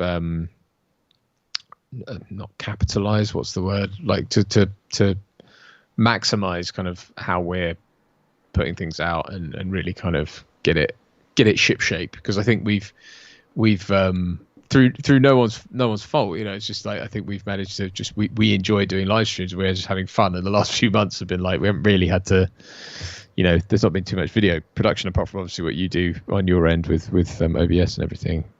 But you know, we're able to, once it's set up and done, it's done. You know, there's no kind of worry about the after stuff. I mean, that's it. It's not the post production. I think we talked about like It Ain't Break. We'll probably get a new name and a new format. It just essentially the same thing, but I think we've talked about revamping that, right, to make it a bit more appealing to people kind of wandering in. Yeah. I kind of I really like doing the mini reviews. They're really fun, and I've got another couple written, but they were great as well. Like, no one watched them, you know. And I know that's not the reason to not do them because I want to keep doing them, but like the fact is, there's a kind of cost reward thing, so I have to think about how I best invest my time. And if something's going to get 700 views relative to a channel with 4,000 subscribers, it's like, okay, I'm not. It's not that I don't want to do them, because I really do. Maybe perhaps when things are changing, the dynamics different and things are a bit more normal. I mean, because we just lucked into live streams. We didn't luck into them. It's kind of like, hey, let's do live streams because we can't be, you know, we can't do the usual thing. It's gone really well for us. I think live streams have gone really, really well, and it's become, you know, whoop. So I get the fucking thing in my ear when someone subscribes on Twitch. You know, we get the interaction from you lot, and you know, people are always asking about the live streams, and it's become the face of the channel over this period. So we don't want to let that kind of die, but also we have to figure out when things are more normaler, how we're going to do it. Amazing. Yes. No, I agree. I mean, that's something I've been thinking about as well, because obviously this is kind of, I mean, in a way, I know the idea had been to keep trying to put something out on a Monday, and we're going to manage that next week, but that's been kind of sporadic. But to try and have other content, sort of pre-recorded content like that, and I think, you know, this. So in a way, this has kind of taken the place of commentaries, and that's kind of what it was, you know, designed to do. It was to kind of let you guys in on the commentary, in a way. But it is still different. There is still something kind of missing in a weird way, I think, from what commentaries were or are. So I think, I don't know if we'll go back to doing that or what. It's really hard to say, isn't it? I don't know what the best thing to do is, to whether to do them live. Because people still, the thing about these is that people, after we come off air, people watch these in the same numbers they watch the commentaries. And I suppose there is that kind of thing of being boxed in that the commentary to the film will exist between, you know, one timestamp and another. You know, we don't pause the film, we don't stop. The difference is that we get derailed as ever, But now we interact with people, so it's become interactive. So we're all taking part. You know, we've had very few. I think I've banned one person ever. Right. I had one dickhead. Like, I can't remember if it was the last one I did with you. Someone was using racial slurs basically in the chat. Someone just came in sort of like writing like twatty stuff, and then started using racial slurs. And I was like, right, ban. Yeah. I had one guy spam who I put in timeout. I've given 1 or 2 timeouts in like 6 months. Like that's all I've had to do. I banned a couple of people, I think, because they were just being. But not in the live chats though. Oh no, sorry, no. Oh yeah, okay, just in the. Oh yeah, people in the comments don't have. I've been quite quiet for cunty comments. Yeah.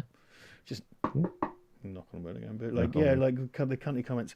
We did get like Okay, so we might not be like regards to our situation with Ollie. Let's just say it. Like, okay, sometimes we make a dig and whatever, but we had we had some really horrible, toxic shit come from his fans into our, which is nothing to do with him. That's not him. You know, no, he doesn't send them. No. It's nothing to do with him. No, and he doesn't court that. Well, as far as I know, I mean, obviously don't. Yeah, we don't know what goes on, but he doesn't appear to court that stuff. He doesn't mention the situation with us at all. We are dead to him, which is fine by us. So he in no way seems to incite that. So, you know, no blame on his doorstep. But like really horrible stuff, from really toxic stuff from those people, and just like telling us that, you know, we've had people say that we were worthless, we never contributed anything. We've had people say that we were mooching off him, and we've people saying that, like, you know, he never needed us, and people saying that we sort of, you know, strong-armed our way in there and stuff. And it's just like, well, you don't know us, you don't know him, you don't know shit. Like, but it's just really, really angry, mean. It's kind of like, oh. And then you just get the general purpose arseholes who just come in and just say, like, you fucking pricks, and they don't seem to have any consistent ideology or motivation. They just want to call you a cunt for whatever reason. I will say what's something that's interesting is that we don't seem to have had our regular 2 downvotes on this one, which it's funny. Might be because of the implied tastelessness given what we're doing it in Adolf today. So that's. God, wow! At least those people have some fucking sense of decorum. Yeah, I mean, well, now we've got 3. Oh well. That's shut my mouth. That's happens when you mention it. Well done. Fucking hell. Jesus, have a little bit of fucking decorum this week of all weeks. For fuck's sake. Well, you know, we haven't had many general purpose arseholes, because you just get people coming in. Like I think about this a lot, and it's there are some people, I've already mentioned this I think, but there are some people who comment and they write their prose makes them sound like a sort of moustache twirling vaudevillian, or like a Skeletor. Like, it's their turn of phrase is kind of like, another pathetic video. Who do you think you are? It's just like, did you seriously type that and think, yeah, normal thing to say, just a normal thing to say? It's kind of like, another pathetic entry in this league. It's just like, who talks like that? And did you really just like knock that out on the bus and just think, yep, press and send on that one? Like, weird, really theatrical is what I'm trying to say. Yeah, there's a lot of recycled things that I think people like people. I'm trying to think. There are other. It's because YouTubers use this kind of language. This sort of it borders on sort of malapropism and it's very sort of supercilious language. It's that sort of. People say, you know, so that he spouted blah blah blah. They say spouted a lot. You're spouting nonsense, or this is so and so. That's the go-to thing. Or they'll say, you know, like even in benign comments, they'll write things like, "And who was that thing?" or "Who was that young man?" You know, so they'll write it like it's revelatory information, or they'll write, you know what I mean? It's sort of like really curated prose in the style of sometimes in the style of tabloids. It's like, there's been calls for you to slam him, and it's like, no one talk. That's total red top tabloid language. It's like, I know, like, I assume that's where you get most of your fucking prose from, but like, people don't talk like that. Why would you write like that? I mean, I try and write like I speak. You know, I try. I know I do, but like, I don't. I have been in my week of moments. Just if someone's written something, I've just written "fuck off." Then, I tell you what I like to do. Here's what I like to do, and I haven't had the opportunity, but I always do this now. People sort of go like, well, maybe if you put more effort into your content, and then they put an ellipsis, as in 3 full stops. Yeah. Which suggests an incomplete sentence. I always go on. Because when they come out... You cut yourself off right when you were about to tell us what exactly. That would do Sorry, for were us. you... If we... Is it suggest... I'm not... Because I just do that. Sort of. Are you saying... Because you were... It sounded like we were interrupted. Did you want to finish it? Yeah. The great thing about that is because when people sit... They come... Because they sort of go, well, maybe if you put more effort into your content, ... And I go on. They go, oh, well, more people watch it, I suppose, because they still know what to say. Because it's like, no, I see what you think you've done with that literary device, but I'm just going to belligerently interpret it literally, just to make you fucking answer. Like, you know, what's it? Because people, I know, twat I used to work for Facebook does that all the time, and I always just go like, go on. But sorry, like you've used a literary device, which implies that there is more to that statement or sentiment. Would you care to finish it? I know it's people as well. Like I mean, I quite honestly, I don't engage with shit like that anymore in comment. It's a fool's errand.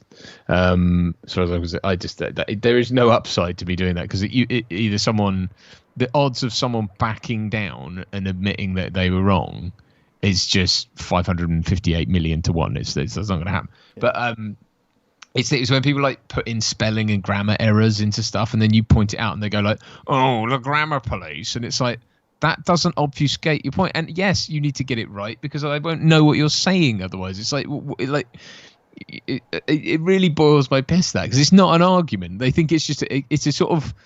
I suppose it's a kind of ad hominem attack that they're trying to throw back, but it's not even that, is it? They're just calling you a name, which is what an ad hominem attack is. But you know, it's that sort of like and. Well, quite often people those are the real shit flingers. Like there are actual straight up shit flingers who just kind of go like, "Oh, you fucking bull prick and a failed actor loser. Oh, who do you think you are?" And it's just sort of like you're just flinging shit at the walls. Like you don't have a point to make. So that to me that washes over me. I just sort of go like, fine, you know, it doesn't mean anything. Yeah. You get some people like. So I had one guy go, and this was in the Ollie days, and if you're going to troll, you need to you're essentially establishing a character, and you need to establish an ideology or a position for that character. So I had one guy go to me, "Oh, you're just some posh Cambridge twat that went to a private school and thinks he knows it all." And I was like, and I've had that a few times, weirdly. And I was kind of like, well, that's not true. And he goes, "Oh, well, I heard you say on a different video you grew up on a council estate, you pikey scum." And it's like, okay, now here's the problem. Because you've insulted me for being posh, and when you found out it's true, you've insulted me for being poor. But that means you hold no position. Because unless you're just sort of aggressively in the middle and hate both of those things, you're either striking at rich people or striking at poor people. And they are kind of contradictory positions, so it can't be both. So which is it? So which I said to him, I was kind of like, no, here's the problem. Because if you're going to do that, you need to choose one and stick to your guns. If you call me posh and I say I'm not posh, the way to troll me is to insist that I am. And the more I insist that I'm not, you have to double, triple, quadruple down and even start making up lies. You don't just change your position. It's sort of like, you know, if someone's hiding behind a bush, you go, "I see you," and they just walk off and hide behind another bush. It's that. Like I see what you're doing. I've watched you change position. Like therefore, you're not hidden from me. Do you know what? Again, I don't engage with it, but the online watch world is weirdly like toxic like that. There's an awful lot. I think it comes. It's the same sort of thing. I think with like gaming consoles and stuff. It's like you've got your whatever. Like if I don't know why, but I'm a member of because I suppose because I have one, but an Omega Seamaster Facebook group, and I think someone added me to, and I should just take myself off it. But it often is like they have this thing about like hashtag sub killer, which means like the Rolex Submariner was sub is like the pinnacle. That's like the go-to diving watch, right? So like in video games, they used to call things a Halo killer. Like, right. Because if a new shooter came out. Okay, yeah. So it's like killer spelled KILLAH or whatever, and it's like, and they always say that they'll post pictures, and they're always talking. But what I find hilarious is they're always referencing like. They'll always talk about their Omegas or Amigas or whatever, their Seamasters as being better than Submariners. And it's like, and it's exactly what they did in the Bond film in Casino Royale. They said, she's like Rolex, and he goes Omega. And it's like, can you not talk about your own product that's not in the context of Rolex? You know what I mean? It's like, if you have to reference it, you're just saying they're better than you. They're more recognizable than you. If you have to keep talking about them instead of just the thing on its own merits, it's like, why can't you shut up about that? It's like, I always, because, you know, as someone who's, I mean, you know, I don't care, but I own both brands and I like both things. But, you know, it's the same thing with like Xbox or PlayStation. It's like, you don't have to take a side. You can just own and like both. But anyway, and you know, and it's just like, what if you can only talk about your thing as how it's good because you measure it against something else, you've already lost. Matt, I've found I think I touched on this when you were away. I'm in the couple of groups for Black Magic cameras on Facebook, and they are horribly toxic. Like, I had to say, like, to the nearest person, which is Ivan, when I first joined, I was like, I've gone in this group and they're so mean, and like, no one's, not to me because I just don't post it, but the people are being, it's like, hey guys, so I'm just new to the camera and I realize that it doesn't have an in-body stabilization like my DSLR, and the autofocus doesn't track when you're recording. Is there anything I could do about that? And the comment would be like, yeah, go to film school, you amateur, and stuff like, and this is someone that's come in and said, I'm new to this and I need help, and you've gone like a prick. Like, I'm still in there because every now and then a nice post with useful information slips through. Yeah, I know. But let's just say, I mean, I have to say, like, again, online watch groups are not worth, because and invariably it's either that sort of shit, or it's someone trying to appear knowledgeable when they're not, or it basically what they descend into is a free authentication service. So you get someone sends you a picture of what is like taken on a potato of a definitely fake watch, and they go like, "Ambi this real? I did find it in mine uncle's drawer," or whatever. And it's like, no, it definitely isn't, you dipshit. Like, how on earth? And as well, like I you know, it's like a cursory Google search would tell you that. You don't need to go into a bloody Facebook group, ask to join, and then be like, you know, and this authentic, and then people say, is this original? A lot of people saying it's like as if like original means authentic, and it's like, I'm sure it's original. I mean, it's still fake. It's a real watch. I mean, in the sense that it's not a drawing or it's not made of cheese. Well, and also, watch. I doubt it's been serviced and had parts replaced, thus making it not original, because they don't make parts for fake watches. So I mean, but. Get out! Shut up! Go away! But yeah, I just the it's just not worth engaging in, man. I try to stay away from it all, because it's just, and you know, because on the other side of that, it's like when I have films and stuff come out and there are reviews, it's so tempting to read them, and I've done it, and I really shouldn't, because, like I've said like a million times before, but it's like you'll get good ones and you get bad ones, and they aren't. You know, I've had praise and damnation for the same performance, so it's like, well, what are you supposed to believe from that? You know what I mean? That's the thing. I think the contradictory ones, then, you know, if they neither means anything. Yeah. So I've had quite a few comments back in the day, in particular, and stuff that's come up actually again since we've left Ollie's thing. I get pointed out things to me, and quite a lot I've seen is like, Richard doesn't know anything. Like, Richard doesn't know anything. Some guy said Richard's just like a drunk in a bar. Someone said I had an overpowering British personality, whatever that means. And there are a group of people who think that I don't know anything and I'm ignorant about film. So I don't know anything about film. Right. Which is, hey, look, I'm not going to, it would be arrogant and self-serving for me to counter that. And so, like, I know everything. The fact is, I work in it and I'm educated in it. Like, that's the best I could say. That's empirical fact. Like, it doesn't mean that perhaps for certain people I don't express my opinions well, I don't articulate well, I don't know. But I've had other people say, like, oh, actually, we quite like listening to you because of, you know, some people say that I cannot articulate myself and they can't understand my voice. I've had a few times, which I tried to work on, but I don't know, there's a lot I could do about that. That's bullshit. Look, I mean, as well as these absolutes, isn't it? Richard doesn't know anything about film. Well, where does that leave you to go? What possible room does that leave anything for anything? It's like, you know, and of course the counter is, you know, what you're supposed to come back with. Well, I know everything. It's like, well, that's none of that. It's so reductive. Don't engage. I suppose. D. John Coleman said quite some time back in the chat, just in capitals, don't read the comments.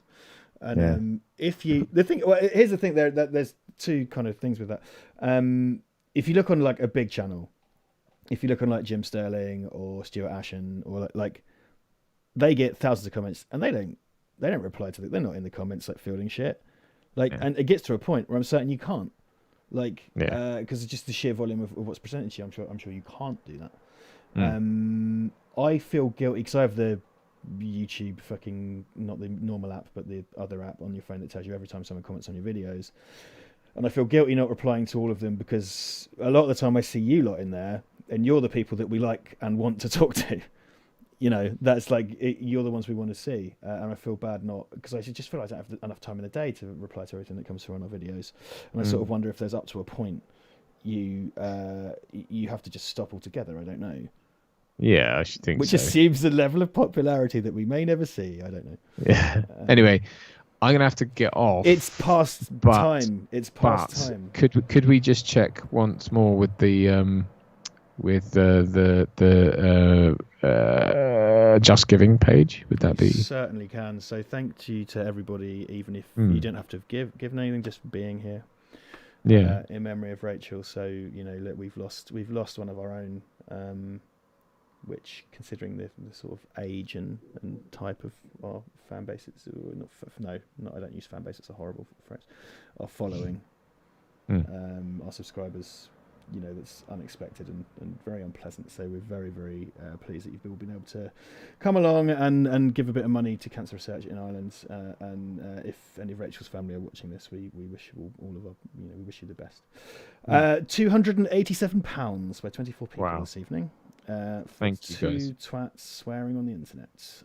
So that's on the Just Giving page. If you are watching this after the fact and just right now want to donate but aren't scrolling down and want me to say it, justgiving.com/Val Verde Broadcasting, and there you will find the Lethal Weapon live stream in memory of Rachel Dunn. You can give money to. So I'm going to cut to credits before Duncan collapses of tired. So let me just bring OBS up over here. Do you have any closing remarks, Duncan, for the evening? No, other than just to say that Sam Montgomery has given £5 as a super chat and says, speaking of toxic clubs, worst fan base you've ever seen. Star Wars and Star Trek, isn't it? Those guys fucking test strips out of each other all the time. Really? I don't know. They're monsters. I do not engage. They're do monsters. not engage. Yeah, you're grown up. You're right to not. All right. Dad now, isn't it? Yeah, right. We're off. We love you. We'll see you next week. But Duncan and Mark Price will see you in a non-live format at the weekend. Was it? What did you say? Monday? Well, weekend for Patreon, Saturday for Patreon, and then Monday for the rest of y'all. All right. So we'll see you then. All right, guys. Laters. Thanks again.